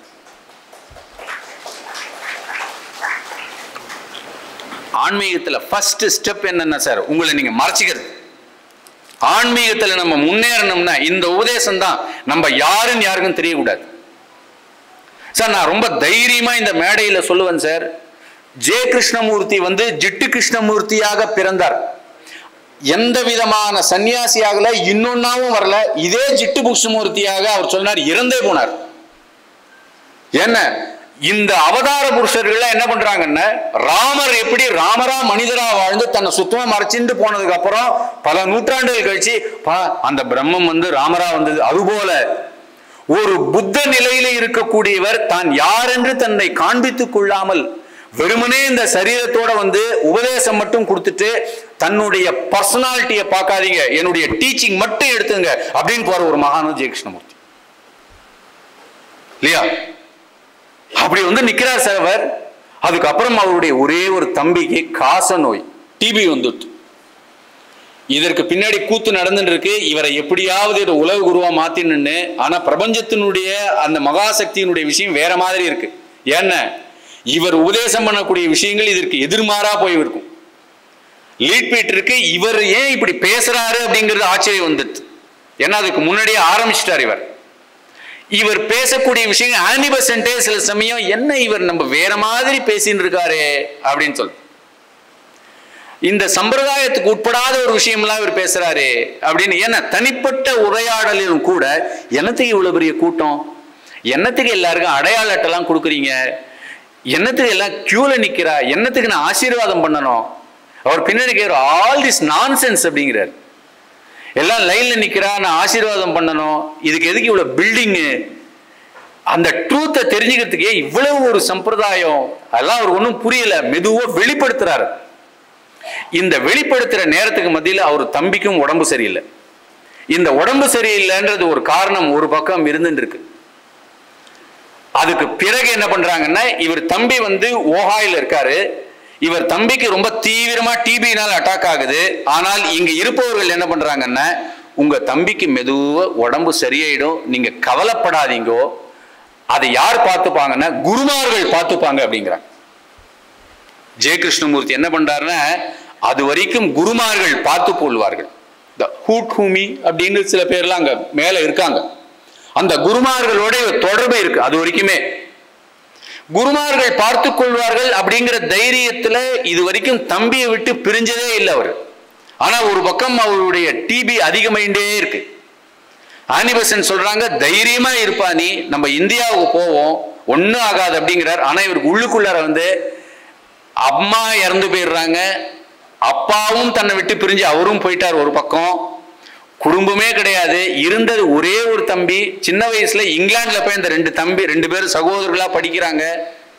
எங்க போனாலும் என்ன பண்றாங்களா, இந்தியன் பிரதர்ஸ் அப்படின்னு இவங்களை சொல்றா. இவங்க ஒன்னதான் போயிருப்பாங்க அப்படின்னு புறப்படும் பொழுது அவருடைய தம்பியை விட்டுட்டு மனசு வரல. ஏன்னா ஓஹாய் அப்படிங்கிற இடம் ஜெயகிருஷ்ணமூர்த்தியின் வாழ்க்கையில முக்கியமான இடம். அந்த தம்பி அங்க கூடயே இருந்துட்டு தம்பிக்கு உடம்பு சரியில்லாத ஒரு சிச்சுவேஷன் அதுக்கப்புறம் யூரோப்பியன் டூர், யூரோப்பியால இருந்து இவர் கப்பல் ஏறும் பொழுதே இவருக்கு மனசுல தோணிட்டு எதுவோ நடக்க போறது அப்படி. அதுக்கு தகுந்த மாதிரி என்ன ஆகுதுன்னா, நித்யாவுக்கு உடம்பு அதிகமாயிட்டு இருக்கு. ஆனாலும் இவங்க என்ன சொல்லி கூட்டு வராங்கன்னா, ஒன்னும் பயப்படாத, இறந்து போற நிலைமைக்கு வந்தா கூட குருமார்கள் சொல்லியிருக்காங்க எப்படியாவது அந்த குழந்தைய காப்பாத்திடலாம் அப்படின்னு. ஆனா யாராலையும் காப்பாற்ற முடியவில்லை. அவர் கூடவே இருந்த தம்பி அன்று மரணம் அடைந்தார். தந்தியில வருது இவருக்கு அந்த நியூஸ். அந்த காலத்துல கப்பல்லாம் ரொம்ப மாத கணக்கில் ஆகும், நாட்கணக்கில் ஆகும். அப்படி வரும்பொழுது ஜெயகிருஷ்ணமூர்த்தி அந்த தந்தியை பார்க்கிறார், கதறி அழறார், உள்ளுக்குள்ளார உடைஞ்சு போறார். சார் நீங்க கேட்கலாம், ஒரு ஞானியாக இவ்வளவு பெரிய அகண்ட அனுபவம் வாங்கி ஒருத்தர் அப்படி உடைஞ்சு அழலாம்னா அவர் பின்னாடி சொல்றாரு, என்ன இருந்தாலும் இந்த சரீரம், இந்த சரீரத்துக்குள்ளார அவன் கூட இருந்த அந்த நினைவுகள் இருக்கு இல்லையா, அது அழுகுது. ஆனா ஒரு நிமிஷம் அதற்கு அப்புறம் எனக்குள்ளார எனக்கு உதயமாச்சு. என்னென்ன, அந்த தம்பி வெளியில இல்ல, அந்த தம்பியும் நானும் ஒன்னா உள்ளே இருக்குன்றத தெரிஞ்சுட்டேன். அப்படி என்ன விஷயம்னா, அதற்கு பிறகு பின்னாடி நாள்ல அவர் சொல்லும்போது, சார் அல்டிமேட்டா ஒரு சாரோ இருக்கு, துக்கம் உங்களுக்கு வருது. அந்த துக்கம் உங்களை தாக்கும் பொழுது ஒரு உதாரணம் காமிக்கிறார். மீட்டிங்ல இது மாதிரி டிஸ்கஷன் நடக்கும்போது சொல்லுவார். இவருடைய தம்பியே ஒரு உதாரணம் காமிச்சிருக்காரு ஒரு இடத்துல. அதுதான் சொல்றேன். Sir my brother was dead, இறந்து போயிடுறாரு. எனக்குள்ள எப்படி இருந்ததுன்னா, அந்த துக்கம் என்ன அடைச்சது. எனக்கு அதுக்கு அடுத்த ஸ்டெப் ஒன்றும் தெரியல. என்ன பண்ண, அது கூடவே இருந்தேன் அப்படிங்கிறார். அந்த துக்கத்தை கூடவே இருந்தேன் அப்படின்னா, அந்த துக்கத்தை கூடவே இருக்கும்போது I don't want to escape from sorrow அப்படிங்கிறார். அவர் உபதேசங்கள் ஸ்டார்ட் ஆகுது. என்னால ஒண்ணுமே பண்ண முடியாத ஒரு கயறு நிலை. பின்னாடி நாள்ல உதாரணம் காமிக்கிறாரு. சார் உங்க பையன் இறந்து போயிட்டான், அம்மா இறந்து போயிட்டா, யாருன்னா இறந்து போனா உங்களுக்கு என்ன பண்ணுவீங்க நீங்க அப்படின்னு கேட்கிறாரு. இதெல்லாம் போக போறது. அப்ப உங்களுக்கு சாரோ துக்கத்தை என்ன சார் பண்ணுவீங்க அப்படின்னு கேட்கிறாரு. உங்களுடைய பயம் இருக்கு, இந்த பயத்தை நீங்க என்ன சார் பண்ண போறீங்க அப்படின்னு கேட்கிறாரு.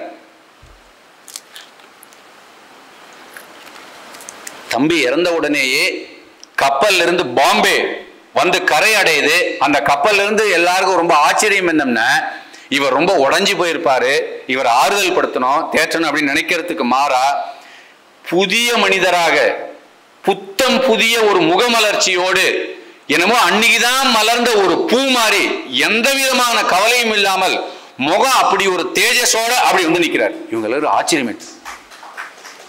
என்ன சார் இவர் ஒரு தம்பி இறந்து போயிட்டார், இத்தனை வருஷம் கூட இருந்தாருன்னா. உண்மையிலே சொல்ல போனா இருக்கிற ஒரு விஷயமும் முடிஞ்சு போயிடுச்சு அவருக்குள்ளார். எங்கேயோ ராமகிருஷ்ண பரமஹம்சர் சொல்லுவார், இந்த எங்கேயோ ஒரு மூலையில ஒரு அவித்ய மாதிரி கொஞ்சம் இருந்தது, அதுவும் அம்பாள் எட்டும். இந்த உதாரணம்லாம் ஜேகே கூட வரும்போது காண்பிக்கிறதுக்கெல்லாம் கொஞ்சம் ஜேகே ஃபாலோவர்ஸார்னா இருந்தாங்கன்னா கொஞ்சம் சமைக்கணும். ஏன்னா இதை காமிச்சாதான் அது கொஞ்சம் புரியும் நமக்கு இல்லையா. என்ன இருக்கிறது முற்றிலுமாக தனக்குள்ளார ஒரு செல்ஃப் அப்படிங்கிறதே கிடையாது. பின்னாடி நாள்ல ஜேகே கிட்ட ஒரு ஃபாரினர் கேட்கிறார், sir when did you get rid of your ego அப்படின்னு கேட்கிறார். என்னைக்கு உங்களுக்குள்ள அந்த ஈகோ போச்சு அப்படின்னு கேட்கிறார். ஜேகே வந்து அவர் அப்படி பார்க்கிறார். Sir how do you know I got rid of from ego? Sir உங்களுக்கு எப்படி தெரியும் உங்க ஈகோ என்கிட்ட இருந்து போயிட்டு அப்படின்னு கேட்கிறார். எல்லாம் சிரிக்கிறாங்க. Sir at the age of 15 அப்படிங்கிறார். 15 வயசுல எனக்கு போயிட்டு. அப்புறம் அவர் சொல்லுங்க sir, that is irrelevant question. இன்னொரு விஷயம் அடிஷனல் சேர்க்கிறார். probably when I was born it was not there அப்படிங்கிற.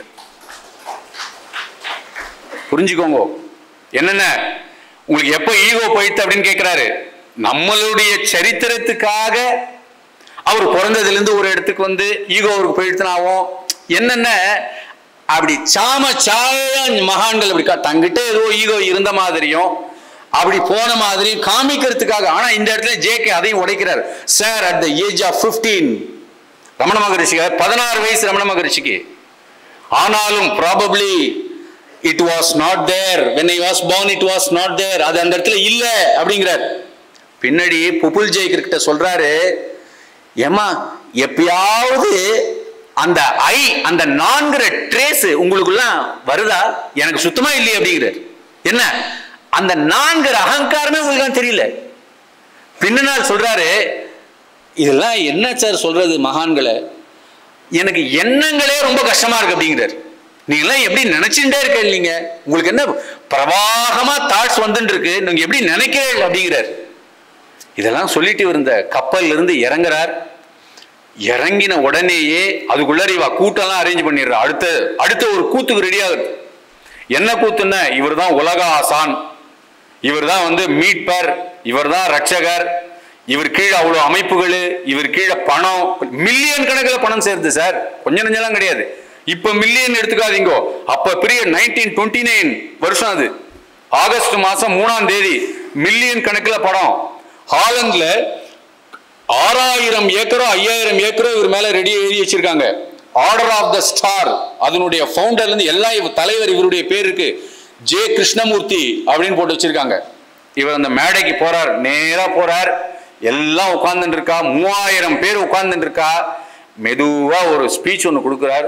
உலகத்துல அந்த மாதிரியான ஒரு ஸ்டேட்மெண்ட் இதுவரைக்கும் யாருமே கொடுத்ததில்லை. இன்னைக்கு நான் இந்த ஆர்டர் ஆஃப் த ஸ்டாரை டிசால்வ் பண்றேன் அப்படின்னு கலைக்கிறார். என்னென்ன மகான்களால் தான் சார் முடியாது. ஒரு ஆசிரம் எதையுமே வேணான்னு சொல்றது, அந்த ட்ரூத் இருக்கு இல்ல, அந்த ட்ரூத் மட்டும் தான் எடுத்துப்பா. இன்னைக்கு யாரோ ஒரு சின்ன ஒரு உபாசனையில ஒரு மந்திர சித்தி வந்தவா என்ன சார் பண்ணுவா, ஒரு 100 பேர் சேர்ந்துட்டான்னா என்ன பண்றதுன்னு தெரியாது. டெஸ்ட போடுவோமா, அன்னதானம் ஸ்டார்ட் பண்ணுவோமா, தீட்சையை கொடுப்போமா, தீட்சா டே வைப்போமா, ஃபங்க்ஷன் போயிட்டே இருப்பா. பட் ஜெய கிருஷ்ணமூர்த்தி என்ன பண்ணா, order of the I dissolve the order of the star அப்படிங்கிறார். அதிர்ச்சியில உறைஞ்சு போயிட்டா. சொத்து எல்லாம் யாரோ அவங்களை எடுத்துங்க அப்படிங்கிறார். அதுக்கப்புறம் ஒரு வாசலார், sir truth is pathless land அப்படிங்கிறார். முழங்குறார் அவர். அதாவது சத்தியம் என்பது பாதையற்ற நிலம் அப்படிங்கிறார். ஏன்னா அந்த சத்தியத்துக்கு பாதையே கிடையாது. எந்த மதமும் எந்த சம்பிரதாயமும் அதை கொடுக்க முடியாது. என்ன நீங்க தனியாக அதில் போய் நடக்கணும் அப்படிங்கிறார். அது மட்டும் இல்லாம ஒரு குறிப்பிட்ட வார்த்தை ஒன்று சொல்றாரு sir, my only concern is to set men absolutely unconditionally free. இந்த உறுதியை கொடுக்கிறார். ஞாபகம் வச்சுங்கோ, மை ஒன்லி கன்சர்ன், என்னுடைய ஒரே ஒரு கன்சர்ன் எங்க இருக்குன்னா, இந்த மக்களை கண்டிஷன்ல இருந்து ஃப்ரீ பண்றது, இந்த தலையிலிருந்து எடுப்பது, அவங்களை அதிலிருந்து வெளியில வரும். மை ஒன்லி கன்சர்ன், கருணை கம்பேஷன் அவருக்குள்ள பொங்குறது. எல்லாம் சொன்ன உடனே என்ன பண்றாங்க, லீட் வெப்ஸ்டர் அதிர்ச்சி அடைகிறாங்க, ஆனி பெசன்ட் அதிர்ச்சி அடைகிறாங்க. என்னப்பா இப்படி ஒரு காரியம் பண்ணிட்டு வந்து நிக்கிற, என்ன தப்பா பண்ணார் அவர், ட்ரூத்தை கொடுக்கவே முடியாது சார். இதுல இருந்து அவருடைய மெயினான உபதேசம் ஸ்டார்ட் ஆகுது சார். ஒரே ஒரு விஷயம், அதுக்குள்ள அவருடைய டீச்சிங்ஸ்குள்ள நம்ம போவோம்.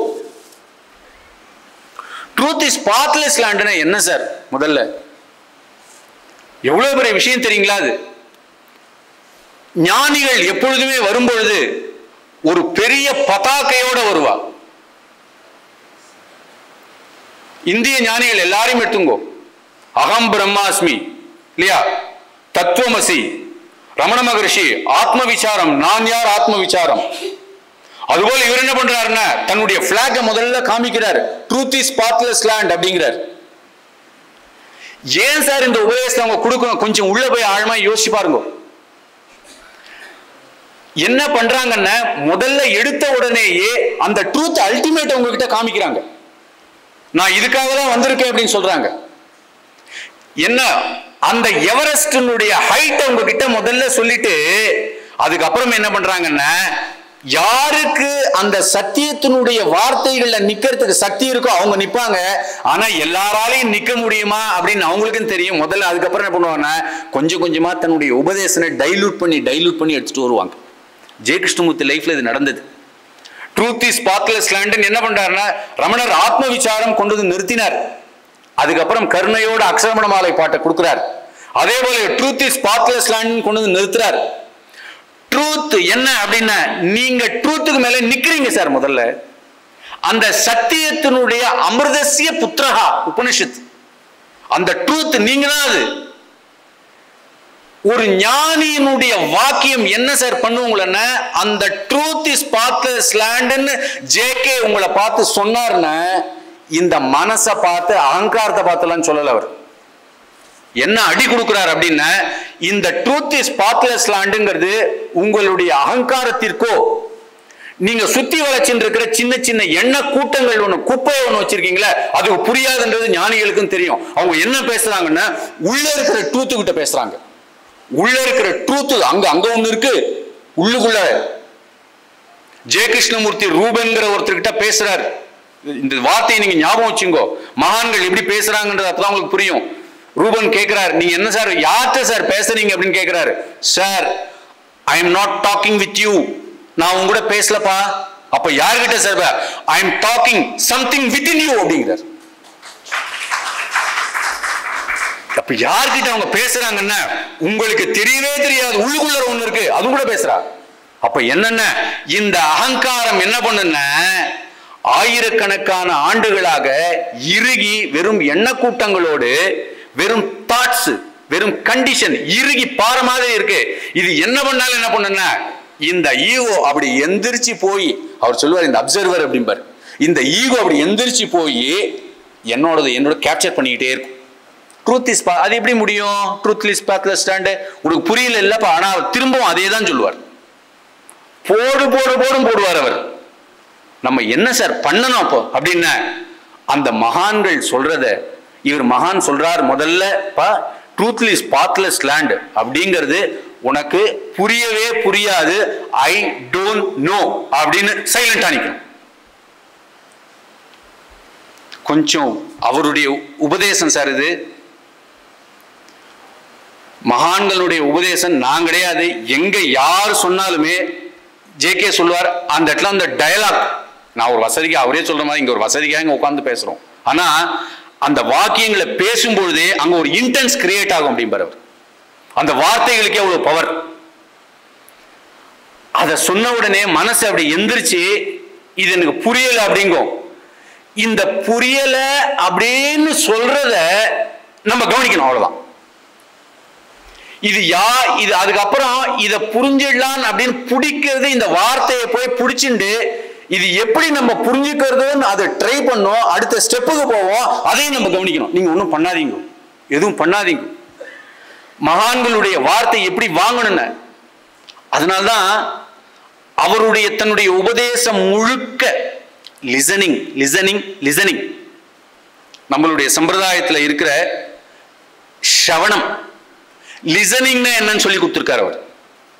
அவர் கேட்கிறார், டு யூ எவர் லிசன் அப்படின்னு கேட்பார் அடிக்கடி. அப்புறம் what happen when I actually listen அப்படிம்பாரு. எப்பயாவது நீங்க லிசன் பண்ணிருக்கீங்களான்னு கேட்பார். அவர் பேசும்பொழுது ஜேகேவனுடைய வார்த்தைகளை நீங்க பிரஜிடியூஸ் என்று சொல்லப்படுகின்ற முன்னுடிகளோட கேட்காதீங்க. எந்த மகான்கள் சொன்னா சரிதான். நாளைக்கே நீங்க ஜெய கிருஷ்ணமூர்த்தியினுடைய மிகப்பெரிய உங்களுக்கு என்ன எல்லாருக்கும் படிக்கும்போது இருக்குன்னா இதற்கு முன்னாடி பேசவே உங்களுக்கு தெரியாத ஒரு பாஷையில பேசுற மாதிரியா இருக்கு. என்ன உங்களை பத்தி தான் அவர் பேசுறாரு. மனசு முதல்ல நிற்கும். ஏன்னா கண்டிஷனா இருக்குது. பல வருடங்களா கண்டிஷனா இருக்கு இந்த மைண்டு. இந்த வார்த்தையை கேட்டோன்னா எந்திரிக்கும். இது என்னன்னு முதல்ல கவனிங்க. அது ஒன்னும் பண்ணாதீங்க. மைண்டை திரும்ப இதா இருந்திருக்கேன். அதையும் கவனிங்க. ட்ரூத் இஸ் பாத்லெஸ் லேண்ட் அப்படின்னா அடுத்த ஸ்டெப் இந்த அகங்காரத்துக்கு எடுத்து வைக்க வழியே இல்லைன்னு அர்த்தம். Never step on. இந்த ட்ரூத்துக்கு என்னன்னா நீங்க எடுத்து அந்த வழியை வைக்க வேண்டிய அவசியமே கிடையாது. நீங்க என்ன பண்ணுவீங்க அப்படின்னா ஆன்மீக ரீதியா மோட்சம் என்று சொல்லப்படுகின்ற, ஃப்ரீடம் என்று அழைக்கப்படுகின்ற அந்த விஷயத்துக்கு நம்ம எப்படி பண்றோம்னா ஜேகே குறிப்பிட்டு காட்டுறார் ஒரு இடத்துல. நீங்க வெளியில எப்படி நீங்க ஒரு திங்கை யூஸ் பண்றீங்களோ, வெளி உலகத்துல எக்ஸ்டர்னல் வேர்ல்ட்ல எப்படி யூஸ் பண்றீங்களோ அதே மாதிரியே இன்டர்னலாவும் நீங்க யூஸ் பண்றீங்க. முதல்ல அந்த சைக்கலாஜிக்கல் ஃபீல்டுல இன்டர்னலா ஃபர்ஸ்ட் ஸ்டாப் பண்ணுங்க அப்படிங்கிறார். இதுக்கான மெத்தட் அது இல்லை சார். ஏன் சார் அப்படின்னா இந்த அகங்காரம் என்று சொல்லக்கூடியதும், இந்த அகங்காரம் என்று சொல்லப்படுகின்ற அந்த மீ, அந்த ஐ, அந்த மீங்கிறது என்ன சார்? அந்த செல்ஃப்ங்கிறது என்னது? நம்ம அகங்காரம் சொல்றோம், நான் சொல்றோம், செல்ஃப்னு சொல்றோம். அது வெறும் தாட். அது அதை சுத்தி இருக்கிற கூட்டங்கள், பண்டில் ஆஃப் தாட்ஸ் அப்படிம்பார். ஜேகே கிட்ட அவ அண்ணாவே வந்து பின்னா கேட்கிறார். சிவராம் ஜிட்டு நாராயண் கூட்டு வர்றாரு. அவர் அண்ணாவே தம்பி கிட்ட கேட்கிறார், ஏன்பா இந்த செல்ஃப்ங்கிறது என்னப்பா? Nothing but bundle of thoughts அப்படின்ட்டு முடிஞ்சு போச்சு. இந்த பண்டில் ஆஃப் தாட்ஸ் இருக்கு இல்லையா, இந்த பண்டில் ஆஃப் தாட்ஸ் அப்பேற்பட்ட எனார்மஸ் பவர் ஒன்று இருக்கு இல்லையா. நம்ம கடவுள்னு சொல்லுங்க சார், நீங்க எனர்ஜின்னு சொல்லுங்க. அவர் எனர்ஜின்ற வேர்டை யூஸ் பண்ணுவாரு. நீங்க எப்படி வச்சாலும் இது என்ன பண்ணுன்னா நான் தெரிஞ்சிக்க புறப்படுறேன்னு இது ஸ்டார்ட் பண்ணும். நான் தெரிஞ்சு இங்க புறப்படுறேன்னு சொன்னோடனே இந்த ஃபீல்டுல இருந்து இந்த ஃபீல்டு வரைக்கும் போகும். அவர் என்ன சொல்றாரு, இதனால தெரிய முடியாதுப்பா, அதனால நீ என்ன பண்ணுன்னா அது வெறுமனே கவனி, அவ்வளவுதான். ட்ரூத் வந்து ஒரு ஸ்டெப்பு கூட எடுத்து வைக்க வேண்டிய இடம் இல்லாம சுத்தமா பாதைகளே இல்லாத ஒரு விஷயம். அப்பனே என்ன பண்ண, இந்த ஐ அப்படிங்கிறது வேர் ஐ ஆம் அங்கே நிக்க வேண்டியதுதான். There is no movement at all. இல்லையா? அப்ப என்ன பண்ணணும் அப்படின்னா அதுக்கப்புறம் அவர் ஒரு உபதேசங்களை ஸ்டார்ட் பண்றார். நீங்க என்ன சார் பண்றீங்க? லிசன் வித் கேர் அப்படிங்கிறார். என்னென்ன ஜேகேவுனுடைய ஸ்பீச்சஸ் நம்ம கேட்கும்போது என்ன பண்ண, கேரோட கேட்கணும். எப்படி கேட்கணும்னா எந்த விதமான அபிப்பிராயமும் இருக்கக்கூடாது. சரி, இது வந்து ஜேகே வந்து அவருடைய உபதேசம் மட்டும் கிடையாது. இது எல்லா ஞானிகளுடைய உபதேசமும் இதுதான். நம்மளுடைய சம்பிரதாயத்தில் இருக்கு. இதை சொல்லி சொல்றேன். குரு பிரம்மா குரு விஷ்ணு குருதேவோ மகேஸ்வர குரு சாட்சாத் பரபிரம்ம தஸ்மை ஸ்ரீ குருவே நமகா. இதுதான். என்ன?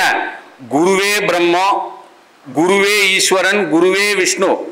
நம்ம அந்த ஸ்டேட்ல நிக்க முடியல. நம்மளால நம்மளுடைய ஆயிரக்கணக்கான வருடங்களாக நம்மளுடைய வாசனா பலத்துல அதுல இருந்து எஸ்கேப் ஆகி குரு பிரம்மாங்கிறது புரியல, குரு விஷ்ணுங்கிறது புரியல, அதுல இருந்து எஸ்கேப் ஆகி வெளியில போய் நம்ம ஏதோ ஒண்ணு பண்ணி அதை அடைஞ்சிடலான்னு போகும் பொழுது போயிட்டே இருக்கும். திரும்ப இந்த ஈகோவானது தன்னுடைய நான் என்கிற இடத்திலிருந்து வழிந்து போய் தன்னுடைய பிறப்பிடமான அந்த சோர்ஸுக்கு போய் உட்காராத, இதுக்கு ஒரு கண்டினியூட்டி வாங்கி போயிட்டே இருக்கிறதுனால பிறவிகள் தோறும் ஓடிட்டு இருக்கு. அதெல்லாம் ஜேகே சொல்றாரு, சார் வாட் இஸ் டெத் அப்படின்னு போடும்போது சார் டை பிஃபோர் டை அப்படிம்பார். என்ன அர்த்தம்னா, உடம்பு சாகிறது எல்லாருக்கும் தெரிஞ்சு போச்சு. இந்த உடம்பு எல்லாருக்கும் சாகும், அது பயாலஜிக்கல் டெத் அப்படிங்கிறார் இந்த உடம்பு. ஆனா அதுக்கு முன்னாடி ஒண்ணு இருக்கு, சைக்கலாஜிக்கல் டெத். என்ன டெத் இது? டை. இந்த ஐ முடியும். இந்த மீ எப்படி சார் முடியும் அப்படின்னா அது உங்களாலேயும் முடியாது. இந்த இடத்துலதான் சம்பிரதாயத்திலிருந்து இவர் மாறுறார். எந்த சொல்றாருன்னா இவர், உங்களுடைய பிளஷர் ஒண்ணு இருக்கு சார் உங்ககிட்ட, நீங்க இந்த 5 சென்சஸ் வச்சு யூஸ் பண்றீங்களே, இந்த சென்சஸ் நீங்க மெக்கானிக்கல் வெளிவேர்கள் தான் யூஸ் பண்ண முடியுமே தவிர இன்டர்னல் வேர்ல்ட் யூஸ் பண்ணாதீங்க அப்படிங்கிறார். நீங்க எதுக்காக சார் இந்த உலகத்துல வாழறீங்க அப்படின்னு கொஸ்டின் கேட்கிறார். த கிளிங் டு பிளஷர் அப்படின்னு கேட்கிறார். நீங்க என்ன பண்றீங்க? சந்தோஷத்துக்காக போறீங்க, ஒரு கம்ஃபர்ட் பிளஷர் வேண்டதுக்காக போறீங்க இல்லையா? இந்த பிளஷரை நீங்க வெளியில தேடி தேடி அனுபவிக்கிறீங்க. ஏன் சார் அனுபவிக்கிறீங்க தேடுறாரு. இதுக்கு என்ன பண்ணி எண்ணங்களை நீங்க யூஸ் பண்றீங்க அப்படிங்கிறாரு. இந்த எண்ணங்களை யூஸ் பண்ணி இவ்வளவுதான் சார் பண்ண முடியும், இதுக்கு மேல ஒண்ணும் பண்ண முடியாது. அப்ப என்ன பண்றாரு? there is a place for everything அப்படிங்கிறார். இந்த எண்ணங்கள் கொடுக்கக்கூடிய குழந்தைன்னா செக்ஸ்னா அதுக்கு ஒரு இடம், கோபம்னா அதுக்கு ஒரு இடம், எல்லாத்துக்கும் ஒரு இடம் அங்க வச்சு நகர்ந்துருங்க, அவ்வளவுதான். வெளி உலகத்துல அவர் சொல்லுவார், உதாரணம் சொல்லுவார், நீ கார் மெக்கானிக்கா இருக்க அப்படின்னா கார் மெக்கானிக் என்ன பண்ண முடியுமோ அந்த வெளியுலகத்துல அந்த விஷயம் மட்டும் பண்ணு. வெளியுலகத்தை அவ்வளவுதான் இந்த சரீரம். ஆனா உள்ள உட்காரும் பொழுது நீ ஒண்ணுமே பண்ணக்கூடாது. இப்ப தியானம் எல்லாம் பண்ணக்கூடாதா அப்படின்னா தியானம் பண்ண சொல்லல, இந்த தியானம் பண்றவன் ஒருத்தன் இருக்கான் இல்லையா, அவன் இறங்கி நான் மோட்சத்தையும் எப்படி நான் வெளி உலகத்துல ஜெயிக்கிறேனோ அதே போல இந்த மோட்சத்தையும் நான் அடைஞ்சிருவேன், அந்த ஃப்ரீடம் என்று சொல்லக்கூடிய அந்த முக்தி நிலையும் என்னால முடியும், அதையும் அடைஞ்சிருவேன் சொல்றேன்ல, அவனால அது வேலைக்கு ஆகாது. சார் ரொம்ப ஜாக்கிரதையா போய் புரிஞ்சுக்கணும். நீங்க என்னன்னா அவர் எதுவும் பண்ண சொல்லியான்னா கிடையாது, இந்த பண்றவன் என்ன பண்ணுவான், தான் பிடிச்சிடலான்னு போவான். பிடிக்க முடியாது சார், அது உங்களுக்கு உங்க கிட்டவே கிடையாது அது. ஏன்னா அதனால்தான் அவர் என்ன பண்றாருன்னா அன்னோன் அப்படிங்கிறார். அவருடைய ஒரு புஸ்தகத்தினுடைய பேர் தலைப்பு என்ன தெரியுமா, ஃப்ரீடம் ஃப்ரம் த நோன். என்னென்ன இங்க இருக்கிற நோன் ஃபீல்டு, நீங்க இங்க பார்க்கிற எல்லா அனுபவங்களும் இருக்கு இல்லையா, இது எல்லாம் எக்ஸ்பீரியன்சஸ். சார் இந்த எக்ஸ்பீரியன்ஸ் என்ன சார், உங்களுடைய தாட்ல இருந்து வருது, உங்களுடைய பிளஷர்ல இருந்து வருது. இந்த பிளஷர் எவ்வளவு சார் ஆச்சு, உங்களுடைய மெமரியில இருக்கிறது. இந்த மெமரிங்கிற வேர்டை யூஸ் பண்ணுவார், என்னன்னா வாசனைகள் அர்த்தம். இந்த வாசனைகள் ஜென்ம ஜென்மமா உங்களோட வந்து இருக்கிறது. இந்த வாசனைகளை நீங்க இங்க யூஸ் பண்ணிட்டே இருப்பீங்க, எங்கேயும் மூவ் பண்ண முடியாது, அட் த ஃபீல்ட்லயே உட்கார்ந்துருப்பீங்க. So this is messy conscious அப்படிம்பார். இது வெறும் மெஸ்ஸி கான்சியஸ், இதுக்கு எந்த விதமான மதிப்பும் கிடையாது. நீங்க என்ன பண்ணிருக்கீங்கன்னா இந்த மெஸ்ஸி கான்சியஸ்க்குள்ளார என்ன சார் இருக்கு, உங்களுக்கு என்ன துக்கம் இருக்கு, சோகம் இருக்கு, இதுக்குள்ள வேற என்னென்ன இருக்கு, உங்களுடைய கோபம், ஆங்கர் எல்லாம் இதுக்குள்ள வந்து உட்கார்ந்து இருக்கு. எவ்வளவு வருஷமா இருக்குன்னா ஆயிரக்கணக்கான வருஷம் இதுக்குள்ள நீங்க உட்கார்ந்து இருக்கீங்க. என்ன பண்ண அவர் என்ன பேர் சொல்லுவார்னா ஸ்ட்ரீம் ஆஃப் கான்சியஸ்னஸ் அப்படிம்பார். இந்த ஸ்ட்ரீம் ஆஃப் கான்சியஸ்க்குள்ளார நீ மாட்டின்னு இருக்கேப்பா, இந்த கண்டிஷனோட இருக்க, இந்த கண்டிஷன்ல இருந்து நீ வெளியே வரத்துக்கு உள்ளுக்குள்ளார இருக்கிற இன்ஸ்ட்ருமெண்ட் வேலை செய்யாது. ஜேகே உன்னுடைய மிகப்பெரிய விஷயத்தை புரிஞ்சுட்டா போதும். நம்ம என்ன சார் பண்றோம், இந்த ஸ்ட்ரீம் ஆஃப் கான்சியஸ்க்குள்ளார உட்கார்ந்துட்டு என்னுடைய கோபத்தை நான் ஜெயிக்க முடியும், என்னுடைய துக்கத்தை நான் ஜெயிக்க முடியும், என்னுடைய மோட்சத்தை நான் அடைய முடியும், என்னுடைய காமத்தை நான் ஜெயிக்க முடியும். என்ன பண்றோம், என்னுடைய என்வி, என்னுடைய என்னென்ன விஷயங்கள் நம்ம கிட்ட இருக்கோ இது எல்லாத்தையும் நான் ஜெயிக்க முடியும்னு இந்த அகங்காரம், அந்த நான் என்ன பண்றதுன்னு எழும்பி எழும்பி எழும்பி என்ன பண்ண இன்னொரு கான்ஃபிளிக்ட கிரியேட் பண்ணிட்டே இருக்கு. சுட்டி காட்டுறாரு. ஜேகே உன்னுடைய டீச்சிங்ல ரொம்ப முக்கியமா காட்டுறது என்ன சார் அப்படின்னா, ஒரு வாட்ச் இருக்கு இல்லையா, ஒரு வாட்ச் அப்படி கழட்டி பாருங்க, அந்த வாட்சுக்குள்ளார பெரிய சக்கரம் இருக்கும், குட்டி சக்கரம் இருக்கும், அதுக்குள்ள குட்டி சக்கரம் இருக்கும். இந்த பெரிய சக்கரத்திலிருந்து இந்த குட்டி சக்கரத்துக்கு எப்படி லிங்க் வருது, ஒரு மெக்கானிக்கே பார்த்து நுணுக்கமா பார்த்து கத்துக்கிற அளவுக்கு நம்மளுடைய மனசு இருக்கு. அந்த வாட்சையும் இந்த மனசையும் ஒப்பிட்டு பாருங்க. அந்த மாதிரி இந்த மனசுக்குள்ளார ஒண்ணுமே புரியாத அளவுக்கு, சம்பந்தமே இல்லாத, இதுக்கும் தொடர்பு இல்லாத ஒரு பெரிய ஒரு கான்ஃபிளிக்ட் இது கிரியேட் பண்ணி வச்சிருக்கு. இப்ப நீங்க சொல்றீங்க நான் இப்ப சந்தோஷமா இருக்கேன் சார், அடுத்த நிமிஷம் இந்த சந்தோஷம் இங்கிருந்து அந்த பக்கம் போகும், துக்கமா மாறும். இந்த துக்கமா இருக்கிறது இப்படி போகும். உங்க பையனை நீங்க நம்பிட்டு இருப்பீங்க, அந்த பையன் வேற மாதிரி மாறுவான்.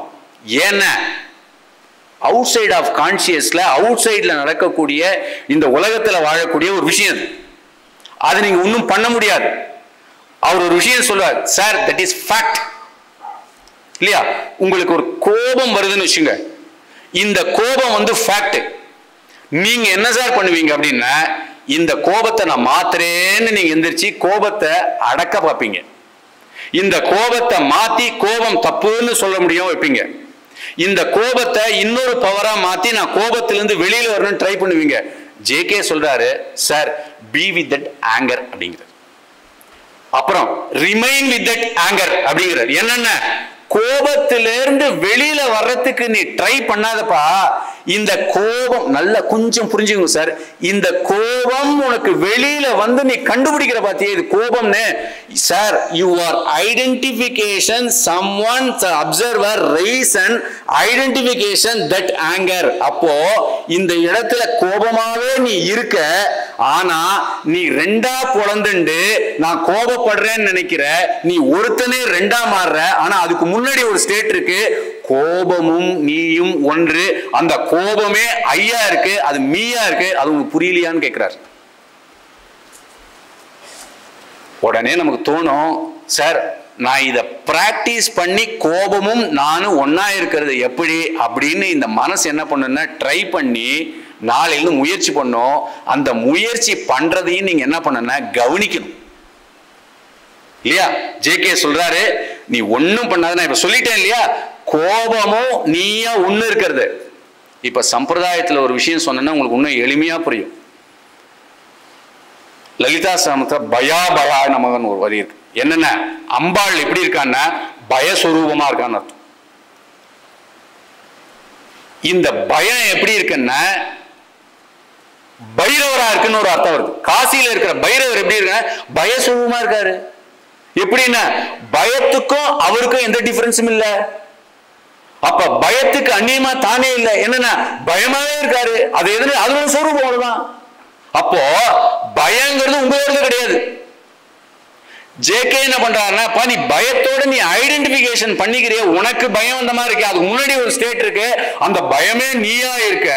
ஆனா அந்த பயத்தை நீ நான் பயமா இருக்கேன்னு உனக்குள்ள ஒருத்த எழுந்து அந்த பயத்தை பார்த்து அந்த பயத்திலிருந்து வெளியே வரணும் ட்ரை பண்றியே, பண்ணாத அப்படிங்கிறார்.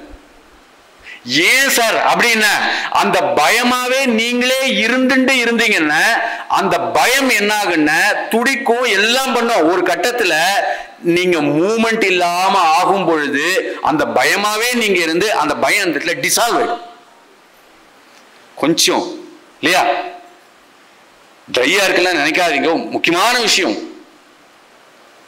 சார், ஜெய கிருஷ்ணமூர்த்தியினுடைய மிகப்பெரிய உபதேசங்கள் எல்லாமே உங்களுடைய சாதாரண வாழ்க்கையில் நீங்கள் எதிர்கொண்டிருக்கிற பிரச்சனைகள் மட்டும்தான் சார். எங்கேயோ இருக்கிற அவர், அதனால்தான் காட் எல்லாம் யூஸ் பண்ணவே மாட்டார். அவர் எங்கேயோ இருக்க பிரச்சனைலாம் கிடையாது. முதல்ல உங்களுடைய மனைவியை நீங்க பாக்குறீங்களான்னு கேட்பார். ஃபர்ஸ்ட் ஸ்டெப், உன் மனைவி எப்படி பாக்குற sir? Have you seen your wife? Have you love your wife? எப்பயாவது உன் மனைவியை பார்த்திருக்கேன். ஏன்னா எப்படி பார்த்திருக்கேன்னு கேட்கும்போது, உன் மனைவி நீ எப்படி தெரியுமா பாக்குற? இதுக்கு முன்னாடி உன் மனைவி உன்னை திட்டிருப்பா, அந்த பதிவோட பாக்குற. இந்த மனைவி உன்னை ஏதாவது ஒண்ணு உன் மேல கோவப்பட்டிருப்பா. இந்த 25 வருஷம் இல்ல 27 வருஷத்துக்கு முன்னாடி அந்த மனைவியை பத்தின ஒரு இமேஜ் ஒண்ணு வச்சுட்டு இருக்க. அந்த இமேஜ சேர்த்து வச்சுட்டு உன் மனைவி ஒரு இமேஜ் உன்னை பத்தி வச்சுட்டு இருப்பா. அப்ப என்ன பண்றீங்க சார் அப்படின்னு கேட்கும் போது, நீ உன் மனைவிய பார்க்கவே இல்லை, இமேஜ்ல இருந்து இமேஜ் பேசுறது அப்படிங்கிறார். சரி, இது பெரிய துக்கம் சார். நீங்க அப்படியே பாருங்க, நீங்க அவர் என்ன சொல்றாருன்னா இமேஜா கிடையாது பாது அப்படிங்கிறார். எப்படின்னா இமேஜ தள்ளு, உன் மனைவி ஒரு பேர் இருக்குல்ல அந்த பேரையும் தள்ளு அப்படிங்கிறார். அதனால்தான் அப்சர்வர் இஸ் த அப்சர்வ்ட் அப்படிங்கிறார். என்னன்னா எது ஒன்று காணப்படுகிறதோ அது காணப்படும் பொருளுக்கு அந்நியம் இல்லை அப்படிங்கிறார். ஒரு மரத்தை பார்க்க சொல்றாரு சார் அவர். நம்ம எல்லாம் மறக்கிறோம். ஜெய கிருஷ்ணமூர்த்தியினுடைய பெரிய உபதேசங்கள் எப்படி இருக்குன்னா, நீங்க வாழ்க்கையில வேகமா தர தர தர தரன்னு ஓடுறீங்க, உங்களை நிப்பாட்டுறாரு. ஓடாத நில்லு அப்படி. என்னென்ன, முதல்ல உங்க வீட்டுக்கு பக்கத்துல உங்க கொல்லையில இருக்கிற ஒரு மரத்தை உன்னால பார்க்க முடியுமான்னு கேட்கிறாரு. ஏன் சார் நான் பார்க்கலன்னா, ஏப்பா நீ அந்த மரமும் வேற வேற இல்லப்பா. அந்த மரத்தை நீ பார்க்கும் பொழுது முதல்ல என்ன பண்ற, அதுக்கு ஒரு பேரை கொடுக்குற. நான் உங்களுக்கு நம்ம சம்பிரதாயத்துக்குள்ள வந்ததே உங்களுக்கு புரியும், சொல்றேன். என்ன, நம்ம சம்பிரதாயத்துல நாம ரூபமா இந்த பிரபஞ்சம் இருக்கு. இந்த நாம ரூபமா இருக்கிற இந்த பிரபஞ்சத்துல நாமாவை தள்ளிட்டு சைத்தன்யமா இருக்கிற அந்த உலகத்தை பாரு அப்படின்னு இருக்கு இல்லையா? நாமரூப பிரபஞ்சத்தால் நாம் சூழ்ந்து கொள்ளப்பட்டிருக்கிறோம். இந்த நாமரூபத்தை என்ன பண்ணனுடைய, உன்னுடைய சின்மயமான உள்ளுக்குள்ளற சித் சக்தியா ஒண்ணு இருக்கு, அதை எடுத்து அந்த சித் சக்தி என்கிற அதை அலம்பி அதை பாரு அப்படிங்கிறோம். ஸ்ரீவித்யா உபாசனையில இந்த ஆச்சமனியம்னு ஒண்ணு பண்ணுவா. அந்த ஆச்சமனியம் பண்ணும் பொழுது உளுந்த அளவுக்கு ஜலம் எடுத்து இது விழுங்கணும். இல்லையா? அப்படி விழுங்கும்போது என்ன பாவனைன்னா, இந்த நாமரூப பிரபஞ்சத்துல என் மனசுல வச்சு இந்த பிரபஞ்சத்தை பார்த்துட்டு இருக்கேன்.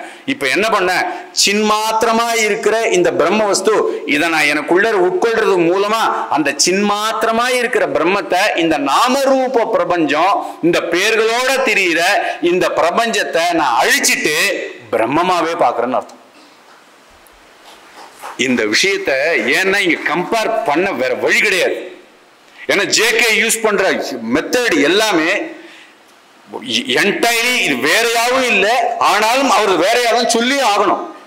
ஏன்னா இங்க இருந்து கொஞ்சம் ஏதோ ஒண்ணு சார் அவர் என்ன பண்ணுவாருன்னா நோன் ஃபீல்ட காட்டி அன்னோன்னு காட்டுறாரு. அவர் நமக்கு தெரிந்த விஷயங்களை மெதுவா காட்டுவார். அவர் எப்படி காட்டுவார்னா, இலைய பாரு, மரத்தை பாரு, மெதுவா என்ன பண்ணுவாருன்னா, கிருஷ்ணமூர்த்தி நோட் புக்னு இருக்கு, எடுத்து படிச்சு பாருங்க.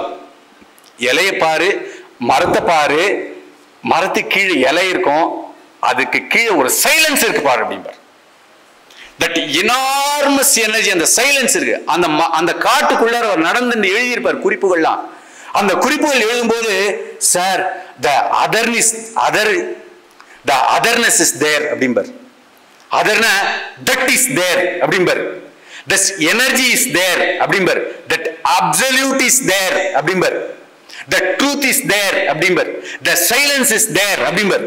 அந்த புக்கு நீங்க படிக்கும்போது எப்படி இருக்குன்னா, உங்க பக்கத்துல அப்பேற்பட்ட வஸ்துவை உங்களுக்கு காமிச்சு கொடுத்துட்டே இருப்பார். எப்படி காமிப்பாருன்னா, அந்த காட்டுக்குள்ளர நடந்து போய் அந்த மரங்கள் பைன்மர காடுகள் அதெல்லாம் ஃபாரின்ல இருக்கிறது, அதுக்குள்ளர போகும்பொழுது உங்களுக்கு தெரிஞ்ச அந்த மரம் முதல்ல வர்ணிச்சுட்டே போய் அந்த மரத்திலிருந்து நழுவி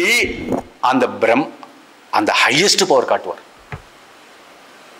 அதனாலதான் அவர் என்ன பண்றாருன்னா, இந்த ஹையஸ்ட் பவரை எங்கேயுமே எல்லாம் கொண்டு போகல, அவரு ஃபேமிலிக்குள்ளர உட்காந்து பார்க்க சொல்றாரு, லவ்வோட பார்க்க சொல்றாரு. சார் உங்களுக்கு ஒன்று தெரியுமா, லவ்வுக்கு நம்ம வச்சுட்டு இருக்கிற எக்ஸ்பிளனேஷன் எல்லாமே ஜேகே வேற மாதிரி கொண்டு போறாரு. நீ என்னப்பா லவ்வா பண்ற நீ? Sir your love one sex is very just like the sensational perceptions அப்படின்னு, வெறும் சென்சுவல், வெறும் சிற்றின்பத்துக்காக நீ லவ்வா சொல்ற. அப்ப என்ன சார், வெறும் பிராக்மெண்டேஷன்ஸ், எல்லாம் உடஞ்சி போனது அந்த லவ். ஆனா இன்னொன்னு இருக்கு, அந்த எது எங்க இருக்குன்னா அப்பாற்பட்டு தாண்டி ஒண்ணு இருக்கு. அது எப்படி இருக்குன்னா கம்பேஷன்.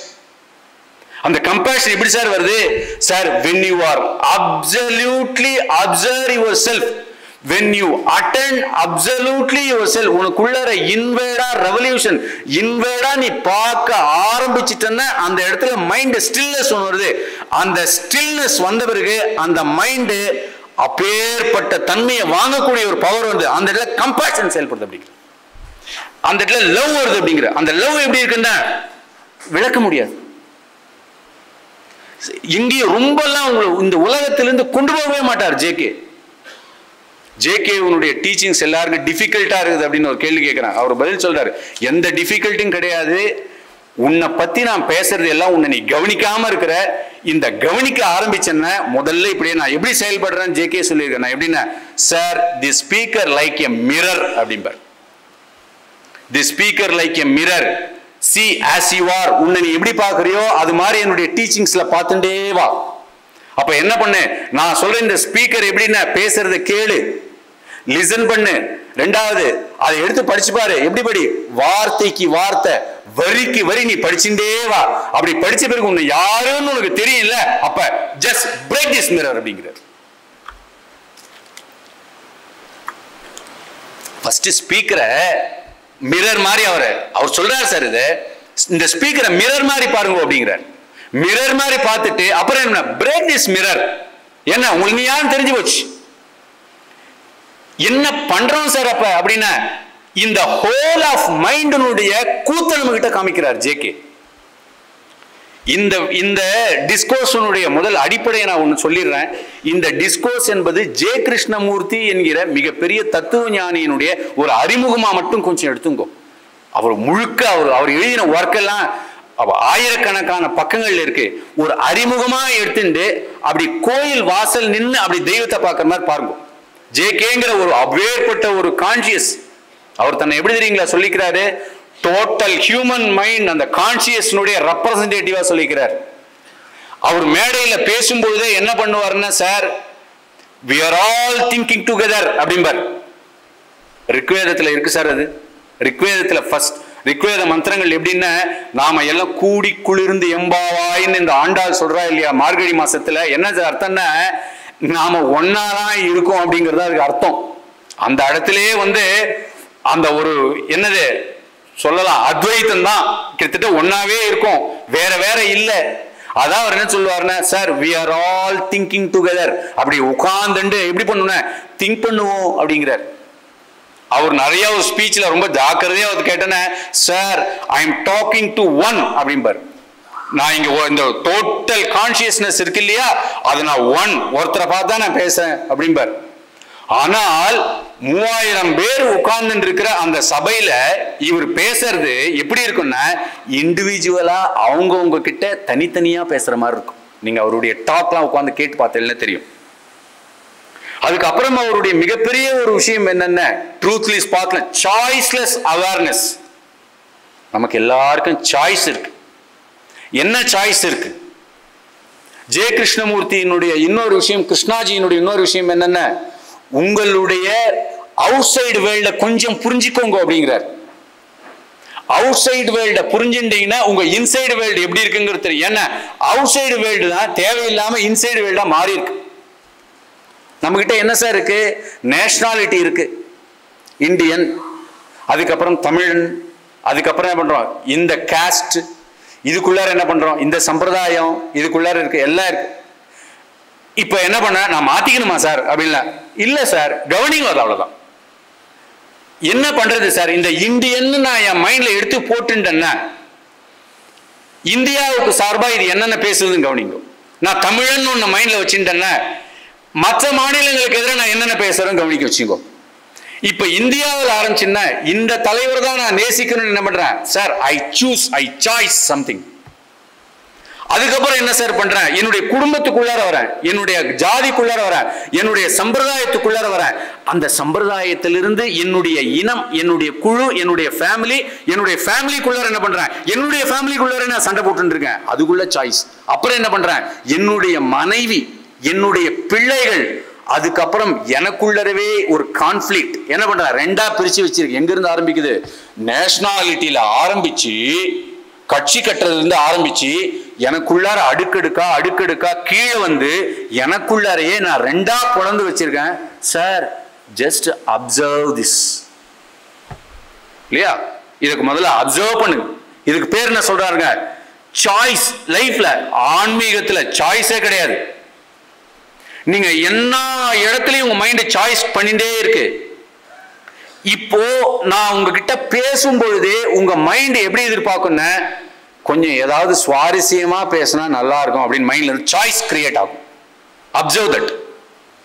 இந்த மாதிரி பேசினா உன்னை எனக்கு பிடிக்குமே அப்படின்னு வந்தோம். அந்த அகங்காரம், அந்த மனசு எழுந்து இந்த மாதிரி எனக்கு பேசினான்னு பிடிக்கும்னு அதர் சாய்ஸ் வருது. இந்த ஆக்ட நம்ம எங்க பண்றோம் அப்படின்னா, வெளியில இருக்கிற ரிலேஷன்ஷிப் கூடயும் பண்றோம். இந்த சாய்ஸ், நீ இப்படி இருக்கணும், பையன் இப்படி இருக்கணும், அது அப்படி இருக்கணும். ஏன்னா சார் வெளியிலையும் அது அப்படி கிடையாது, உங்க கையில கிடையாது. நல்லா புரிஞ்சுக்கோங்க. ஏன்னா ஜேகே ஒரு சொல்றாரு, sir order is also outside of consciousness அப்படின்னு ஒரு வார்த்தை யூஸ் பண்றாரு. என்ன அப்படின்னு அர்த்தம்னா, ஆர்டர் அப்படின்னா அந்த பிரபஞ்சத்தினுடைய அந்த சக்தி இருக்கு இல்லையா, அது ஆர்டர் அப்படிம்பார். இப்ப இன்னொரு வார்த்தை சொல்றேன் பாருங்க. ஆர்டர் என்ன சொன்ன, ஆர்டர் பிரிங்ஸ். இந்த ஆர்டர் என்ன பண்ணுன்னா, இந்த ஆர்டர் தான் ட்ரூத் பிரிங்ஸ். அந்த ஆர்டர் பிரிங்ஸ் இந்த ட்ரூத்தை கொண்டு வரும். அந்த ஆர்டர் ட்ரூத் ரெண்டு ஒண்ணு. பர்செப்ஷன் பிரிங்ஸ் ஆர்டர் அப்படிம்பார். கொஞ்சம் இந்த வார்த்தையை புரிஞ்சுட்டேன்னா கொஞ்சம். பர்செப்ஷன் அப்படிங்கிறது என்னன்னா உங்களுடைய சொந்த சுரூபம். இந்த பர்செப்ஷன் அப்படிங்கிறது என்னன்னா அவர் சொல்லக்கூடிய அந்த எனார்மஸ் திங்ஸ். அந்த பர்செப்ஷன் என்ன பண்ணுன்னா ஆர்டரை கொண்டு வரும், உங்க மனசுனால முடியாது இல்லையா. இப்ப இந்த பர்செப்ஷன் என்ன பண்ணுதுன்னா இந்த ஆர்டர், ஆனா நீங்க என்ன பண்ணீங்கன்னா இந்த மனசுல இருந்து ஆக்ட் பண்றதுனால டிசார்டரா இருக்கீங்க. பர்செப்ஷன் இங்க இருக்கு, நீங்க இருக்கீங்க, நீங்க உள் உலகத்துல செயல்பட முடியல, வெளி உலகத்துல செயல்படுறீங்க. அப்ப வெளியில என்ன இருக்குன்னா இதே பர்செப்ஷன் தான் இருக்கு, இந்த இடத்துல நீங்க டிசார்டரோட இருக்கீங்க அப்படிங்கிற. கொஞ்சம் பர்செப்ஷன்ங்கிற உங்க சொரூபம் சார். அது இன்னும் வெளிப்படையா சொல்ல போனா பர்செப்ஷன் நீங்க ஆத்மான்னு கூட எடுத்துங்கோ, தப்பு கிடையாது. அந்த பர்செப்ஷன் தான் ஆர்டரை கொண்டு வர முடியும். வேதத்துல எப்படி இருக்கு தெரியுங்களா இந்த வார்த்தை? எக்ஸாக்டா ருதம் சத்தியம் அப்படின்னு. ருதம் ஆர்டர் என்ன பண்ணும்? சத்தியம். Perception brings order. அப்படி வச்சுங்கோ. என்ன சொல்றாரு? சுட்டி காட்டுறாரு. பா, உன்னால உன்னுடைய மனசுனால அந்த ஆர்டரை கொண்டு வர முடியாது. அமைதியா இரு, ஒன்னும் மூவ் பண்ணாத. என்ன பண்ண? அப்படியே இரு. யார் கொண்டு வருவா? அந்த பர்செப்ஷன் தான் கொண்டு வரும். இப்போ இந்த ஆர்டரை நம்ம கலைக்கிறோம். வெளியில இருந்து பார்த்து என் இஷ்டம் போல அந்த பையன் இருக்கணும். ஏன்னா அந்த ஆர்டர் தான் உங்க பையனை உருவாக்கி, நீங்க உருவாக்கல. வெளி உலகங்கிறது அந்த ஆர்டர் தான் பண்ணிருக்கு. அந்த பிரபஞ்சத்தில் இந்த மரத்தை தான் படைச்சிருக்கு, இந்த காடுகளை தான் படைச்சிருக்கு, மலையை தான் படைச்சிருக்கு. மான், என்னென்ன விலங்குகள் பா, சிங்கம், புலி, உங்க தம்பி, உங்க அண்ணா, உங்க அப்பா, உங்க தாத்தா, எல்லாத்தினுடைய சொரூபம் கான்சியஸாவும் அதுதான் படைச்சிருக்கு. ஆனா நீங்க இண்டிவிஜுவலா உங்களை நினைச்சுட்டு அந்த இடத்துலயும் உங்க ஆர்டரை கொண்டு வரீங்க. அதனால என்ன சொல்றாரு sir? Order is also outside of consciousness. நீ அங்கேயும் ஆக்ட் பண்ண முடியாது. இப்ப இந்த இடத்துலயும் நீ சும்மா அப்படிங்கிற கொஞ்சம்.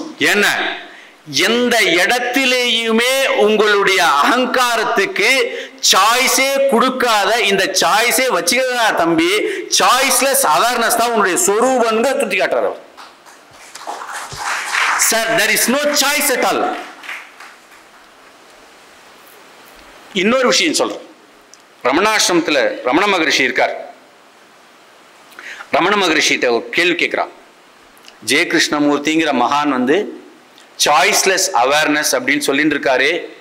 இது வரைக்கும் இப்படி ஒரு உபதேசம் யாரும் கேள்விப்பட்டது இல்லையே அப்படின்னு சொல்லும் பொழுது மகரிஷி ஃபர்ஸ்ட் டைம் அவர் பார்த்து சொல்றார், பா, சாய்ஸ்லெஸ் அவேர்னஸ் தான் உன்னுடைய நிஜமான ஸ்திதி அப்படிங்கிற உன்னுடைய சொரூபம் தான்ப்பா.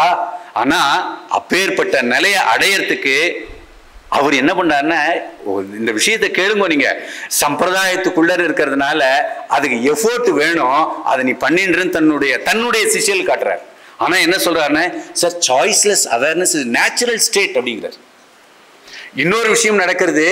இந்த ஆர்டர் ஆஃப் த ஸ்டாரை ஜேகே கலைக்கிறார் இல்லையா, அந்த கலைக்கும் பொழுது ஒரு விஷயம் நடக்குது சார். அந்த இடத்துல ரமணாசிரமத்தில் பேசிக்கிறார். ரமண பகவான் உட்கார்ந்துருக்காரு. கேள்விப்பட்டீங்களா அப்படின்னு பேசும்பொழுது ரமண பகவான் சொல்றாரு, இந்த ஆர்டர் ஆஃப் த ஸ்டார்னு ஒன்று இருக்கே பகவானே, அதை கலைச்சிட்டாரு ஜெய கிருஷ்ணமூர்த்திங்கிறவர்.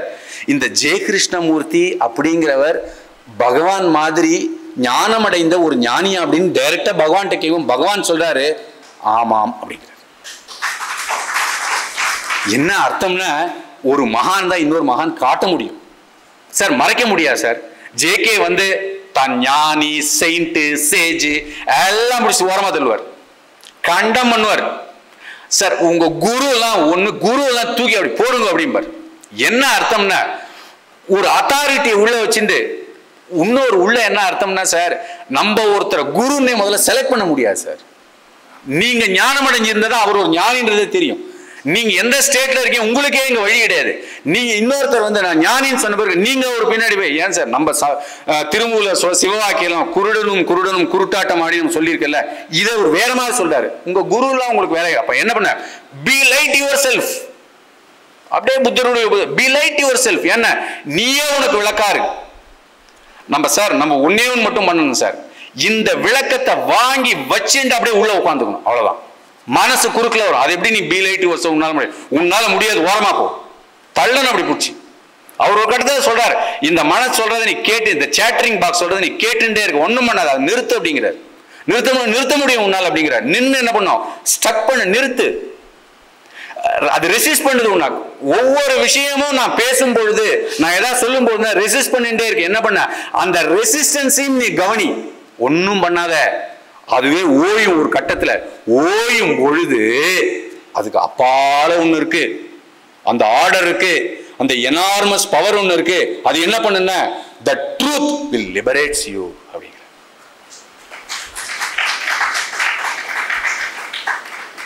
என்ன சார் இது தத்துவங்கள்லாம் சிடுக்கு எல்லாம் கிடையாது சார். ஏன் நமக்கு சிடுக்கா இருக்குன்னா, கம்ஃபர்டபுளா நம்ம பரிகாரங்கள் இதெல்லாம் செஞ்சு கொஞ்சம் பழக்கப்பட்டுட்டோம் இல்லையா. எப்பயுமே லௌகீகமா போய் அது வேணும் இது வேணும், சும்மா நம்ம சின்ன சின்ன விஷயங்களும் கேட்டோம். ஆனா அவங்க என்ன பண்றாங்கன்னா, பா நீ ஒரு ராஜா கிட்ட போய் அந்த நாடே உனக்கு எழுதி வைக்கிறேன் உனது அப்படின்னு ஒரு ராஜா சொல்லிட்டு வெளில போறான் சார், இந்தப்பா எடுத்துக்கப்பா எனக்கு வேண்டாம், அவன்கிட்ட போய் எனக்கு 2 கிலோ கத்திரிக்காய் கொடுன்னா அவ்வளவு கேவலம். அது ரமண பகவான் சொல்ல, அருணாச்சலத்துக்கிட்ட போய் மோட்சத்தை கேளுப்பா அப்படிம்பார். நீ அவர்கிட்ட போய் எனக்கு என் பசங்க வேலைக்கு போகணும் அது போகணும் இது கேட்கலாம், தப்பு இல்லை சார். ஆனா நம்மளுடைய நம்பர்ல ஃபர்ஸ்ட் 10 நம்பர் போடுங்க. அந்த 10 நம்பர்லையும் குருநாதருடைய வாக்கியத்துக்கு முக்கியத்துவம் கொடுங்க. ஏன்னா உங்க மனசுக்கு நீங்க, அவர் சொல்லுவார், ஜேகே அடிக்கடின்னு சொல்லுவார், சார் சார் அவர்கிட்ட கேட்பா, sir thought is a problem. Sir thought is by itself a problem. தாட்டே முதல்ல ப்ராப்ளம். நான் இப்ப இந்த தாட்டை என்னதான் சார் பண்றது? தாட்டை நீ ஒன்றும் பண்ண முடியாது சார், நீங்க மேல போயிடணும், அவ்வளவுதான். என்னென்ன அது மேல போறதுக்கு எந்த முயற்சியும் எடுக்காதீங்க. என்ன பண்ண, அதை அப்சர்வ் பண்ணுங்க. உங்களுக்கு கோபம், உங்களுக்கு துக்கம், எவ்வளவு சஃபரிங் வருதோ பாருங்க. ஜேகே என்ன தெரியுமா சொல்றாரு, கருணையோட இதெல்லாம் பேசுறாங்க. நீ ஏன்பா அது கூட அவஸ்தைப்படுறன்னு கேட்டு என்ன பண்ற, அவ்வளவு துக்கம். உங்க வீட்டுல பெரிய மரணமே வருது, நீங்க ஒண்ணும் பண்ணாதீங்க சார், அது கூட அப்படியே இருங்க அப்படிங்க.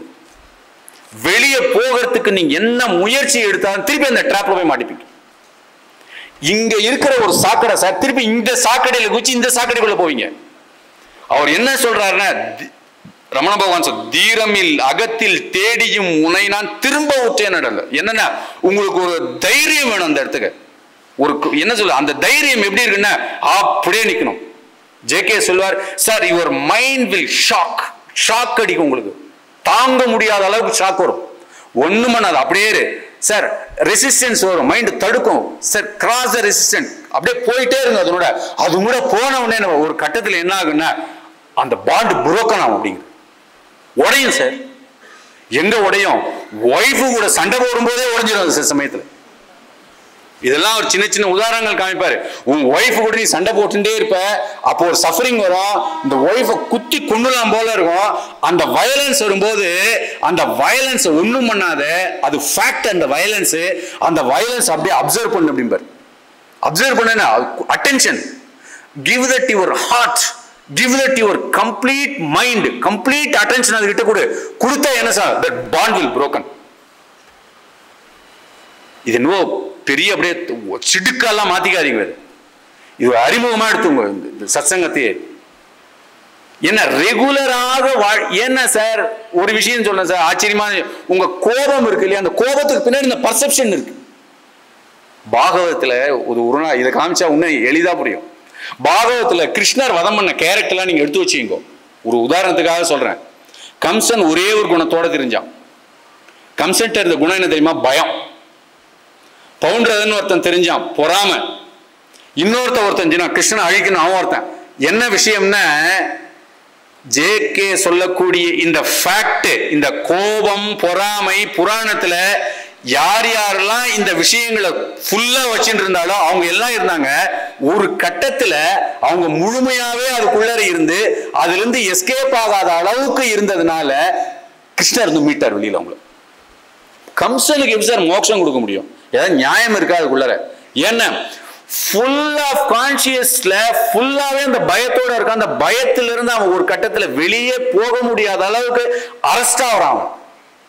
அந்த அரெஸ்ட் ஆன அப்புறம் ஒன்னும் இதை பண்ண முடியாதுன்ற அளவு உட்காரும் பொழுது அதுக்குள்ள ஒருத்தன் மாட்டின்னு இருந்தான் இல்லையா, அவன் வெளியில விடுவான். யார் சார் மாட்டுறாங்க அப்படின்னா செல்ஃப்.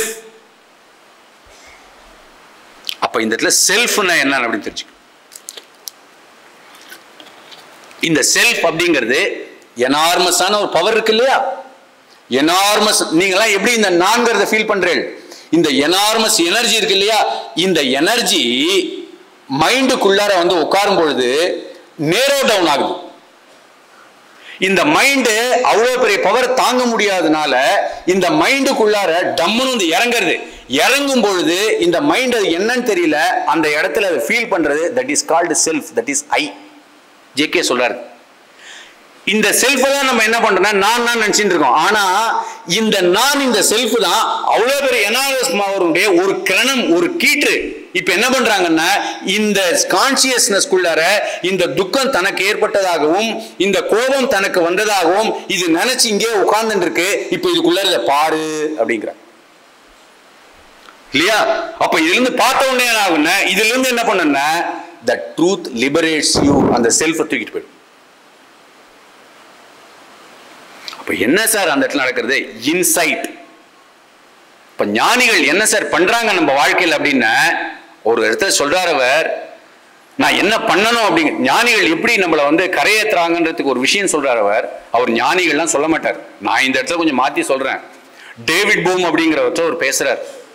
என்ன பேசுறாருன்னா, சார் 1x, அவர் ஞானி, எக்ஸ்னா அவருடைய இதுல ஞானி. 1x says there is no division. நம்ம என்ன பண்றோம்னா, sir one who lived in a darkness, one who lived in a ignorant, நம்மள சொல்றாரு. ஒருத்தன் என்ன பண்றான்னா, ஜென்ம ஜென்மமாக தன்னுடைய வாசனையோட கூடிய ஒரு அறியாமைக்குள் உட்கார்ந்திருக்கிறான், ஒரு இருளில் அமர்ந்திருக்கிறான், இந்த உலகமே உண்மை என்று நினைத்துக் கொண்டிருக்கிறான். அப்படி உட்கார்ந்து இருக்கும் பொழுது அவனை பார்த்து வெளியில இருந்த எக்ஸ் அப்படிங்கிறார். அந்த எக்ஸ் யாருன்னா, இதுல இருந்தெல்லாம் வெளிப்பட்டு ஓடினவன், இதற்கு அப்பாலாக உள்ளவன் அவன். இவனை பார்த்து அந்த இடத்துல நீ ரெண்டா இருக்க, அங்க இக்னரண்டே கிடையாது, அந்த இடத்துல நான் நீங்கிற பேதம் கிடையாது, டிவிஷனே இல்லை அப்படின்னு சொன்னா போதும், அந்த இடத்துல இருந்து வெளியில வருவான். சரி, இது அனுகிரகம் சார். இது ரமண பகவான் உங்களை பார்த்து, நீதான்பா அந்த வஸ்துன்னு சொன்னா போதும், நமக்கு நீங்க வெளில வந்துருவீங்க. அது போல ஜேகே என்ன பண்றாருன்னா, உங்களை பார்த்த உடனேயே நீதான் அது sir, you are the world அப்படிங்கிறாரு. உங்களை பார்த்து சாய்ஸ்லெஸ் அவேர்னஸ் அப்படிங்கிறாரு, பாத்லெஸ் லேண்ட் அப்படிங்கிறாரு. அப்ப நீங்க என்ன பண்ணணும்னா, வெறுமனே வாங்கி இது என்ன பண்ணணும்னா, அவர் எங்க இருந்து தெரியுமா பேசுறாரு? அன்னோன்ல இருந்து பேசுறாரு. உங்களுடைய கான்சியஸ்லாம் தாண்டி அதற்கு அப்பாலாக உள்ள பெயரே தெரியாத, அது என்னன்னே நமக்கு தெரியாத ஒரு இடத்துல இருந்து, அவராலேயே பெயரிட முடியாத ஒரு இடத்துல இருந்து அவர் பேசுறார். ஒரு இடத்துல அவர் சொல்றாரு, sir your name is J Krishnamurti. Nothing sir, it's only simple, that's a label அப்படிங்கிறார். Sir what are you? I am nothing, எனக்கு எந்த பேரும் கிடையாது அப்படிங்கிறார். ஒருத்தர் சொன்னார் என்கிட்ட ஒரு தகவல் ஒண்ணு, ஒரு ஸ்ரீலங்கால ஏர்போர்ட்ல இருந்து வரும்பொழுது, இதெல்லாம் அப்படியே மகான்களுக்கு ஒன்னாவே இருக்கு, அவர் பேரை அவர் மறந்துட்டார். என்ன எனக்கு பேர் அப்படின்னு கேட்கிறார். என் பேர் என்ன? ரமண பகவான் சொல்றாரு, ஒரு இடத்துல சைன் பண்ணணும். எப்பவுமே பகவான் வந்து அருணாச்சலம் தான் போடும், எப்பவுமே பகவான். இவர் சைன் பண்ணும் பொழுது பக்கத்துல சொல்றாரு, இதற்கு என்ன பெயர் என்று தெரியாதாற்றான் எவ்விடம் நான் கையெழுத்திடுவது அப்படிங்கிறார். இல்லையா? என்ன பெயர்னே அவளுக்கு தெரியாது. அப்பேற்பட்ட அன்னோன் அந்த ஸ்திதியிலிருந்து அவங்க பேசுறாங்க. உங்க மனசு உங்ககிட்ட காட்டுறாங்க, சிதில் சிதில் சிதிலா காட்டுறாங்க. சார் இது ஒரு 10 நிமிஷம் சொல்லி முடியும், இன்னும் நிறைய இருக்கு சொல்லணும் வந்தேன். கொஞ்சம் இது ஒரு விஷயமா சொல்லணும். மகான்களுக்கும் ஜெய கிருஷ்ணமூர்த்தி நிறைய தொடர்பு உண்டு சார். என்னென்ன, சமீபத்தில் வாழ்ந்த யோகிராம் சரத்குமார் எல்லாரும் கேள்விப்பட்டிருப்பீங்க. எப்பயுமே ஒரு கிருஷ்ணாஜி கிட்ட அப்படி ஒரு மரியாதை அவருக்கு. அவர் அடிக்கடி சொல்லுவார், என் தந்தை இந்த பிச்சைக்காரனை ஒரு வேலை செய்ய வைத்திருக்கிறார், அதே போல என்னுடைய தந்தை கிருஷ்ணாஜியை உலகத்தினுடைய அனைத்து வேதாந்தங்களை அனைத்து விஷயங்களையும் ஆங்கிலத்தில் கூறும்படியாக சொல்லியிருக்கிறார் அப்படின்பார். ஏன்னா ஒரு முறை கிருஷ்ணாஜி கிட்ட இவர் போறார். ஏன்னா இவருடைய குருநாதர் வந்து ராம நாமாவனுடைய மகிமையை இவர்கிட்ட சொல்லி உபதேசம் பண்றார். இப்போ கிருஷ்ணாஜி வந்து பேரையே சொல்ல, பேர்ல ஒண்ணுமே இல்லை சார், வேர்ட் இஸ் நத்திங் அப்படிம்பார் அவர். வேர்ட் இஸ் நத்திங், ஒன்னும் வேர்ட்லாம் என்ன இருக்கு, the thing is not word அப்படிம்பார். அதுல ஒன்றும் கிடையாது அப்படிம்பாரு. இவர் என்ன பெரிய குழப்பமா எடுத்துப்பா, இவர் பெரிய ஞானி இல்லை சொல்றாங்க. இவர் போறார், தேடிட்டு ஓடுறார். இந்தியாவுக்கு வந்த சமயம் அவர் சென்னையில வசந்த விஹாரில் இருக்கார். வசந்த விஹார்ல இருந்து பாம்பேக்கு போறார், மதனப்பள்ளிக்கு போறார். அங்கேயும் அவர் பார்க்க முடியல. மதனப்பள்ளியிலிருந்து பாம்பேக்கு போறார், பாம்பேக்கு பின்னாடி போயிட்டார். இது மாதிரி போகும்பொழுது ஒரு வாட்டி ஒரு பிளாட்ஃபார்ம் மாதிரி இருக்கு, அந்த இடத்துல யோகிராம் சரத்குமார் நடக்கிறாரு. ஜேகே கார்ல போறார். ஜேகே காரை நிப்பாட்டி அவரை கூப்பிடு அப்படிங்கிறார். கூப்பிட்டு வந்து கார்ல உட்காருங்க அப்படிங்கிறார். கார்ல உட்காத்தி வச்சு எங்க பேசுறாரோ அங்க போய் உட்காத்தி வச்சுறார். அவர் கேட்கிறாரு, நீங்க நாமாவில ஒண்ணு இல்லைன்னு சொல்றேன், ஆனா நாமாவில ஒண்ணு சொல்ற, நான் நாமாதான் மெயினா வச்சுட்டு இருக்கேன், என்ன நடக்குது அப்படின்னு கேட்கிறாரு. ரெண்டுமே ஒண்ணு அப்படிங்கிறார். என்னென்ன நத்திங் அப்படின்னு அவர் சொல்றதுக்குள்ளாரையே எவ்ரிதிங் இருக்கு. ஆக்சுவலா இதெல்லாம் இன்டர்பிரேட்டே பண்ணக்கூடாது, இருந்தாலும் வேற வழி இல்லை. ஏன்னா அவ ஞானிகள் வந்து அந்த ஸ்திதியில இறங்க மாட்டோம், நம்ம கொஞ்சமா புரிஞ்சுக்கணும் அவளை போய். அதுக்கப்புறம் என்ன பண்றாருன்னா, ஒரு இடத்துல வசந்த விஹாரில் வந்து யோகிராம் சரத்குமார் இப்படி மேலே போகும்பொழுது மேலே எப்பவுமே ஜேகே மேலே ஏன்னா திரும்பி கீழே வந்து ஸ்பீச் கொடுத்துட்டு வரமாட்டார். இவர் யார்ட்ட போய் கேட்குறாரு, ஜேகே பார்க்கணும் அப்படிங்கிறாரு. யோகிராம் சரத் எல்லாம் 67, 70s நடக்கிறது. ஆச்சரியமா மேலே போனோம், திரும்பி வரனா கீழே வரார். வந்து யோகிராம் சரத்குமார் இப்படி தோலை இப்படி தொடரார். தொட்ட உடனேயே ஷாக் அடிக்கிறது. யோகிராம் சரத்குமார் ஷாக் அடிச்ச உடனே சொல்றாரு, this beggar got shocked, this beggar got like attain like samadhi அப்படிங்கிறார். ஒரு சமாதி ஸ்டேட்டுக்கு போன அப்படிங்கிறார். ஒரு முறை ஜேகே பேசும்போது என்ன பண்ணாருன்னா, பேசும்போது நடக்கும்போது நாங்கள் அதை உட்காந்துருந்தேன், அந்த இடத்துல என் தோலை இப்படி தட்டிட்டு இப்படி போனாரு. இந்த பிச்சைக்காரனுக்கு எங்க இருக்கேன்னே தெரியல அப்படிங்கிறார். அவளுக்குள்ள ஒரு பந்தம் இருந்துட்டே இருந்தது. ஜேகேக்கு இவர் யாருன்னு தெரியும், இவருக்கு ஜேகேவை யாருன்னு தெரியும். ஒரு ஞானியருக்குள்ளார இன்னொரு ஞானிக்கு சுத்தமா பேசிக்க மாட்டான், சுத்தமா தொடர்பு இருக்காது. எப்பயுமே யோகிராம் சரத்குமார் ஜேகே வந்து 1986 வரைக்கும் சென்னையில் வந்து பேசும்பொழுது எல்லாரும் தன்னுடைய டிசைபிள் யாரோ வராங்களா குறிப்பிட்ட சில பேர் அனுப்பி ஜேகே ஸ்பீச் இருக்கு கேளுங்க அப்படிம்பார். அதுல பார்சாரின்னு ஒருத்தர் உண்டு. யோகி கிட்ட வரத்துக்கு முன்னாடி ஜேகே என்ன பண்ணாருன்னா அவருடைய ஃபாலோயரா இருந்திருக்காரு. ஒரு முறை ஜேகே இவர் கேட்கிற பார்சாரதி கிட்ட, பா நீ ஜேகே உன்னை தொட்டிருக்காரு அப்படின்னு கேட்கிறாரு. தொடலை அப்படிங்கிறார். பொய் சொல்லாத, தொடலை, என்ன அணைச்சிண்டார் அப்படிங்கிறார். என்ன ஒரு வாட்டி யோகிராம் சரத்குமார் போய் ஜேகே காலில் நமஸ்காரம் பண்ண போகும். இது வந்து திருவண்ணாமலை ஆட்சி அம்மா மாதாஜி சொன்னது என்கிட்ட. அப்படி காலில் விழுந்து நமஸ்காரம் பண்ண போகும்பொழுது JK, sir why you are doing all this அப்படின்னு எழுப்புறார். ஏன் இதெல்லாம் பண்ணிட்டு இருக்க அப்படிங்கிறார். சார் ஜேகே ஒன்னே ஒண்ணுதான் சார் ஜேகேட்ட, sir I am like a telephone, I am like a telephone. இந்த டெலிஃபோன் அது பேசுறது, இந்த டெலிஃபோன் அது எதிரொலிக்கிறது, அவ்வளவுதான் அப்படிங்கிற அப்பேற்பட்ட ஹியூமிலிட்டி. என்ன சார் அப்ப அவர்கிட்ட கேட்கிறாங்க, கூச்ச சுபாவத்தோடு இருக்கக்கூடிய ஜெய கிருஷ்ணமூர்த்தி மேடையில் உட்கார்ந்த போது வேற யாரோ இருந்து இப்படி பேசுறாரு, உலகத்துல இருக்கிற எல்லா விஷயம் கண்டம் பண்றார், அப்ப அந்த ட்ரூத்தினுடைய எல்லா விஷயம் பேசுறார், யார் அவர் பேசுறது அப்படின்னு கேட்கும்போது ஜேகே ஒரே ஒரு விஷயம் சொல்றார், இட் ஸ்பீக்ஸ் அப்படின்னு. என்னன்னா இட் ஸ்பீக்ஸ், அதுதான் பேசுறது. ஜேகேவினுடைய உபதேசம் எல்லாமே என்னது, கிருஷ்ணாஜியின் உபதேசம், அதுதான் பேசுறது. ராஜ்காட்ல ஒரு முறை கங்கை நதி ஓரமா ராஜ்காட், இன்னும் காசியில வந்து ஜேகே கிருஷ்ணமூர்த்தி ஃபவுண்டேஷன் இருக்கு. அந்த இடத்துல உபாசனி ஜி அப்படின்னு ஒருத்தர் பார்த்துட்டு இருந்திருக்கார். ஒரு நாளைக்கு ஜேகே அவர் கூப்பிடுறார். கூப்பிட்டு, இந்த இடத்துல மரம் நடணும் அப்படின்னார். ஏன் ஒரு மாமரம் நடணும் அப்படிங்கிறார். சரின்னு ஆழமா குழி தோண்டு அப்படிங்கிறார். குழி தோண்டி முடிச்ச உடனேயே உனக்கு ஏதாவது ரிச்சுவல்ஸ் தெரியுமா அப்படிங்கிறாரு. அவர் ஏதோ மரம்லாம் நடும்போது சின்ன மந்திரங்கள் அதை சொல்லுவார் போல இருக்கு. உனக்கு தெரிஞ்சது சொல்லுப்பா நீ அப்படின்னு சொல்றாரு. தெரிஞ்சது சொன்னோடனே மண் மூடிடு அப்படிங்கிறார். மண்மூடி முடிச்ச உடனே ஜேகே இப்படி கொஞ்ச தூரம் போறார். கிருஷ்ணாஜி நீங்க ஆச்சரியமா இதெல்லாம் வழக்கமா பண்ண சொல்ல, ஏன் பண்ண சொல்லல அப்படின்னு. ஒண்ணுமில்லப்பா, 1000 வருஷத்துக்கு முன்னாடி நீ இப்ப மரணட்டியே, அது கீழே தான் காசி விஸ்வநாதர் கோயில் இருந்தது, அது இன்று இடிக்கப்பட்ட தினம் அப்படின்ற. மகான்களுக்கு தான் அந்த க்ஷேத்திரத்தில் இருக்கிற சொல்ல மாட்டா சார். இதையும் ஜேகே சொல்றாரு, I am not permitted to say many things அப்படிங்கிற. நிறைய விஷயங்கள் வந்து அந்த ட்ரூத் அவர் வழியா என்ன சொல்லுதோ அதான், அது என்ன சொல்லலையோ சொல்ல தான். அதுக்கப்புறம் இதெல்லாம் கணேசன் என்கிட்ட பர்சனலா சில விஷயங்கள்லாம் சொன்னது. ஜிட்டு நாராயணன் கூட ஜேகே கூட அந்த ஸ்கூல்ல பார்த்துட்டவர் ஒரு வாட்டி காசியிலிருந்து அப்படி மெதுவா நடந்து வரும்போது அந்த கேஞ்சஸ் ஓரமா நடந்து வர்றார். ஏன்பா இந்த சேக்ரடா இருக்க இந்த காசிக்கு என்ன காரணம் சொல்லு பார்ப்போம் அப்படிங்கிற. காசி விஸ்வநாதர் கோயில் இருக்கு, சரி வேற. கங்கை நதி பிரவாகமா பாஞ்சின்னு இருக்கு அப்படி, சரி வேற. நிறைய பேர் இங்க இருக்கா, பக்தாலாம் இருக்கா, அதெல்லாம் வேற அப்படிங்கிறார். அப்புறம் ஒரு ஆன்சர், எதனால அப்படி இருக்கு அப்படின்னு கேட்கிறார். ஒண்ணுமில்ல, நம்ம இப்ப இருக்கிற நேரத்துல குகைகள்ல 40 ஞானிகள் உட்கார்ந்துருக்கா அப்படிங்கிற. அவெல்லாம் அதை வந்து அதெல்லாம் சொல்லிட்டு போயிடுவோம்.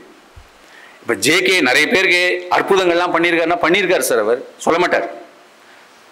ஒரு வாட்டி தேசிகாச்சாரியார் இந்த அவருக்கு யோகா கற்றுக் கொடுத்தார் இல்லையா, யோகா கற்றுக் தேசிகாச்சாரியார் அப்படி வசந்த விஹார் என்று அழைக்க, நீ ஜேகே ஃபவுண்டேஷன் இருக்கு அடையாறுல, அங்கே வந்து நிற்கும் பொழுது அவர் வரும்போது ஒரு அம்மா குழந்தையோட ஆயிடுச்சுன்னு வருது.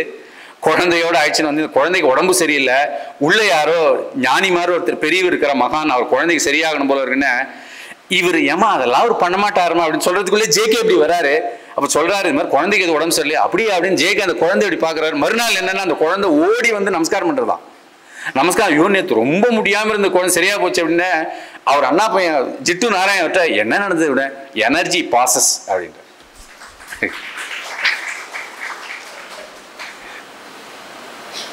அதுக்கப்புறம் இதே வந்து காசியில இருக்கும் பொழுது திடீர்னு அப்படியே நடந்து வர்றார். பா இந்த இடத்த ஞாபகம் வச்சுக்கோ அப்படிங்கிறது ரொம்ப முக்கியமான விஷயம். என்னென்ன, புத்தர் முதலில் தன்னுடைய உபதேசத்தை தொடங்கும் பொழுது அமர்ந்த பாறை இது அப்படின்னு சுட்டி காமிக்கிறார். அவங்களால தான், மகான்களால் தான் சொல்ல முடியும். ஆனந்தமயின்னு ஒரு அம்மா இருக்காங்க, குரு ஆஃப் குருஸ் நீங்க அப்படிம்பாங்க அவரை. நீங்க வந்து குரு எல்லாம் குரு, நீங்க எவ்வளோ பெரியவர் நீங்க. ஆனா நீங்க ஏன் மாதாஜி இந்த குரு பத்தி பேசவே, குருனாலே உங்களுக்கு என்ன திட்டுறீங்க, குரு வேணான்றீங்க, நம்ம பாரத தேசம் முழுக்க குரு இல்லாம முடியாதே அப்படிங்கிறாரு. பிதாஜி இதுக்கு பதில் சொல்லுங்க, ஹிந்தியில கேட்கறாங்க. அப்ப போய் ஒரு ஜேகே என்ன பண்றாருன்னா கம்பேஷன் இறக்கத்தோடு கையை பிடிச்சிக்கிறாரு.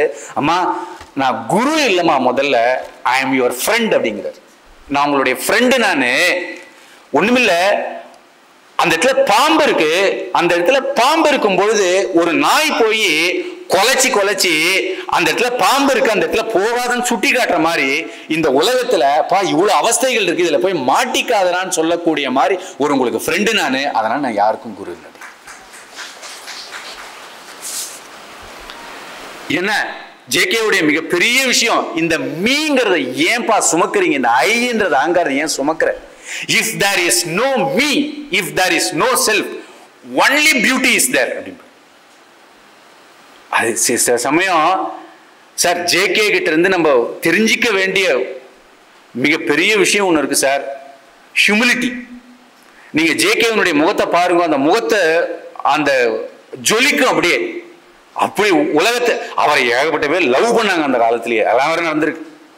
அவர் உள்ள நுழைஞ்ச உடனே கலீல் ஜிப்ரான் சொல்றாரு அன்பினுடைய முழு உருவமா அவர் இருந்தார் அப்படிங்கிறார். உள்ள நுழையிற the fragrance is there.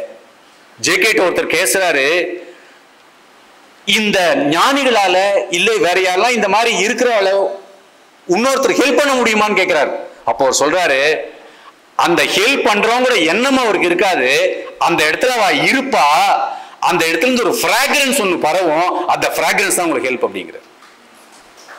Sir அவர் ஊருக்கார், நான் இப்ப வேற மாதிரி சொல்றேன். அது என்ன படிச்சது ஒரு தாக்கத்தினால பேசிட்டு இருக்கேன். அவர் இதை கூட சொல்ல மாட்டார். அவர் புக்கில் போய் எல்லாம் தேடிங்களா இருக்காது. அப்படி இருந்தார் அவர். ஆக்சுவலா த மோஸ்ட் ரெஸ்பெக்ட்ஃபுல் தான் பேசுவார்.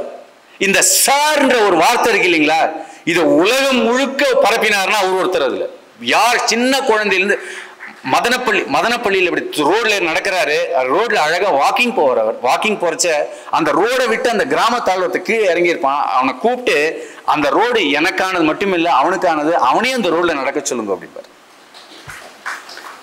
ஒரு கூட்டம் நடந்ததுன்னா அந்த குழந்தையெல்லாம் உட்காந்து சாண்ட் பண்ணும், மந்திரங்கள்லாம் சொல்லும். இவர் ஒன்றும் சொல்ல மாட்டார். இவருக்கே சான்ஸ்கிரிட் தெரியும், நிறைய பேருக்கு தெரியாது. சான்ஸ்கிரிட்ல தட்சிணாமூர்த்தி அஷ்டக்னு எல்லாமே இவர் சொல்லுவார். அவங்களோட இவர் சொல்லி எங்க உட்காந்துருப்பாருன்னா கடைசி ரோல கையை கட்டிட்டு இப்படி உட்காந்துட்டு இருப்பார்.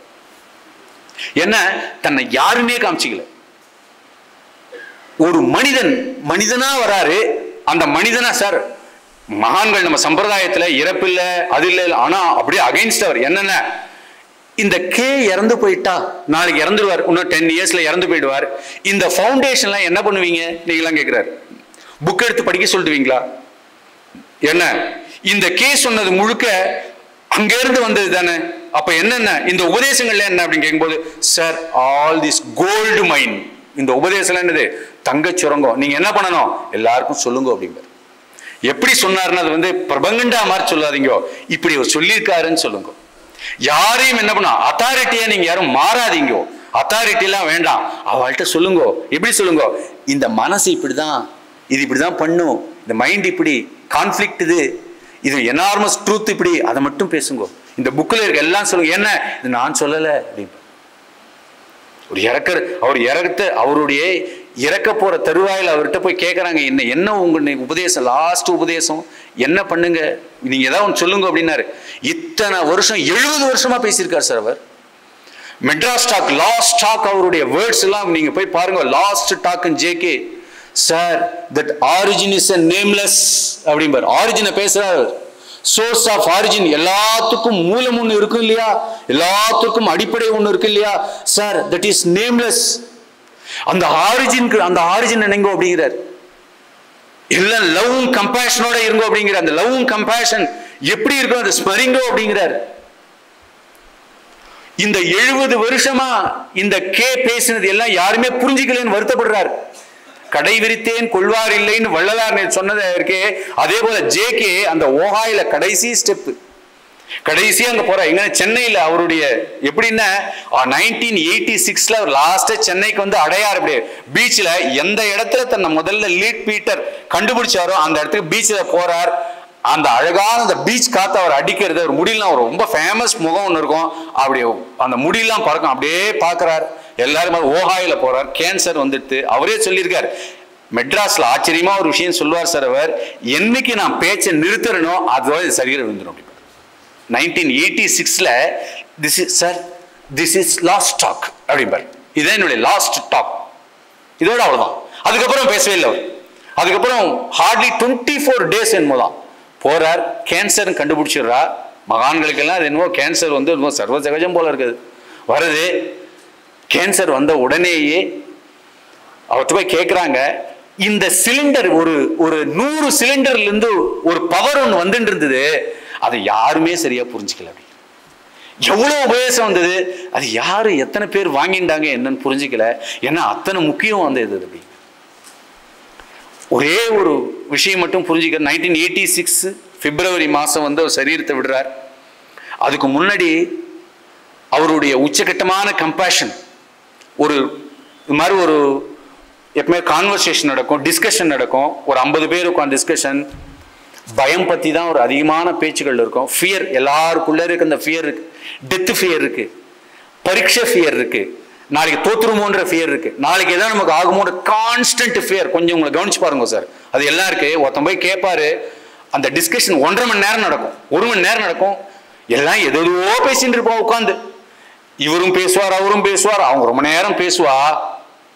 கடைசியில ஒரு மொமெண்ட் வரும். ஜார்ஜ் சுதர்ஷன் அப்படிங்கிறவர் கேட்பார், இந்த ஃபியரோட ஒருத்தன் உங்ககிட்ட வரான் சார், என்ன பண்றதுன்னு அவருக்கு தெரியல, ஆனா நீங்க பெரிய ஜென்டில்மேன், நீங்க என்ன சார் அவனுக்கு ஆன்சர் பண்ணுவீங்க அப்படின்னு சொல்ல பிறகு எல்லாம் எதிர்பார்ப்பாங்க. இவர் எப்பவுமே இன்டெலெக்சுவலா ஒரு ஆன்சர் பண்ணுவாரு, ஆனா இன்டெலெக்சுவலா ஆன்சர் பண்ண மாட்டாரு. அந்த இன்டெலிஜென்ஸ்னு ஒண்ணு இருக்கு, அந்த ஆன்சர் பண்ணுவார். ஜேகே உள்ள போகும்போது இந்த வார்த்தைகள்லாம் உங்களுக்கு தெரியணும். இன்டெலிஜென்ஸ் அப்படிம்பார். இன்டெலிஜென்ஸ் என்ன சார், மேல இருக்கிற அந்த இன்டெலிஜென்ஸ். இன்டெலிஜென்ஸ் அப்படிங்கிறது அவர் என்ன டெஃபினிஷன் கொடுப்பாருன்னா, பிட்வீன் த டூ வேர்ட்ஸ் அப்படின்பார். அந்த 2 வார்த்தைக்கு நடுவுல, எண்ணங்களுக்கு நடுவுல அந்த இன்டெலிஜென்ஸ் இருக்கு, அதை நீங்க வாங்கணும் அப்படின்பார். அந்த இன்டெலிஜென்ஸ் ஆன்சர் என்ன பண்ணும், நீங்க என்ன கிருஷ்ணாஜி ஆன்சர் பண்ணுவீங்க, ஒண்ணுமே முடியாத பயத்தோட உங்ககிட்ட ஒருத்தன் வரான் அப்படின்னு சொல்லும்போது எல்லாம் இன்டெலெக்சுவலா அதை ஆன்சர் பண்ணியிருப்பாங்க. அப்ப ஜேகே ஒரே வார்த்தை பண்ணுவாங்க, இந்த எந்த நான்சென்ஸான விஷயம் பார்க்க மாட்டேன், ஐ ஹோல்ட் இஸ் ஸ்டாண்ட் அப்படின்பார். இந்த பயத்தோட வர்றவன், மரண பயத்தோட ஒருத்தன் வரான், வாழ்க்கையினுடைய எல்லா பயங்களோடையும் ஒருத்தனை வர்றவனை ஒரு புத்தர் என்ன பண்ணுவார், ஒரு மகான் என்ன பண்ணுவாரோ அந்த ஆன்சர் அந்த இடத்துல கொடுவார். ஐ ஹோல்ட் இஸ் ஸ்டாண்ட், கை பிடிச்சுப்பார். அபயக்கிரம் சம்பிரதாயத்தை இல்லையா, அதுதான் ஒருத்தர் பண்ணுவார். இப்பயும் உங்களுக்கு பயமோ ஏதோ இருந்ததுன்னா தெரியாது, ஒருவேளை உங்களுக்கு ஜே கிருஷ்ணமூர்த்தியினுடைய டீச்சிங் தேவைப்படுது, அந்த பிரபஞ்சம் உங்களுக்கு ஜேகேனுடைய டீச்சிங் உங்களுக்கு கொடுக்கும். எல்லாரையும் கேட்டுக்கிறது என்னன்னா, கோயம்புத்தூர்லேயே ஜேகே ஸ்டடி சென்டர் இருக்குன்னு சொன்னார் இங்கே ஒருத்தர், போங்கோ. ரொம்ப முக்கியமான ஒரு விஷயம் சொல்லி நான் முடிச்சுக்கிறேன். வசந்த விஹார் சென்னையில் ஒரு இடம் இருக்கு. இது என்னுடைய தனிப்பட்ட ஒரு அபிப்பிராயம், தனிப்பட்ட விஷயம், கொஞ்சம் அதிக பிரசங்கியாக கூட இருக்கணும். அந்த இடத்துல நான் உள்ள நுழையும் பொழுது பர்சனல் எக்ஸ்பீரியன்ஸ் சொல்கிறேன், ரமணாசிரமத்துக்குள்ள நுழையிற மாதிரி நுழைவேன். ஏன்னா நான் ஒரு வாட்டி அங்கே இருக்கிற ஒரு கேகேன்னு ஒருத்தருக்கு அவர்கிட்ட நான் கேட்கும்போது, என்ன சார் இந்த இடம் இப்படி இருக்கே சார், நான் உள்ளே வந்த உடனே இன்னொன்று ஆகுறது அப்படின்னு.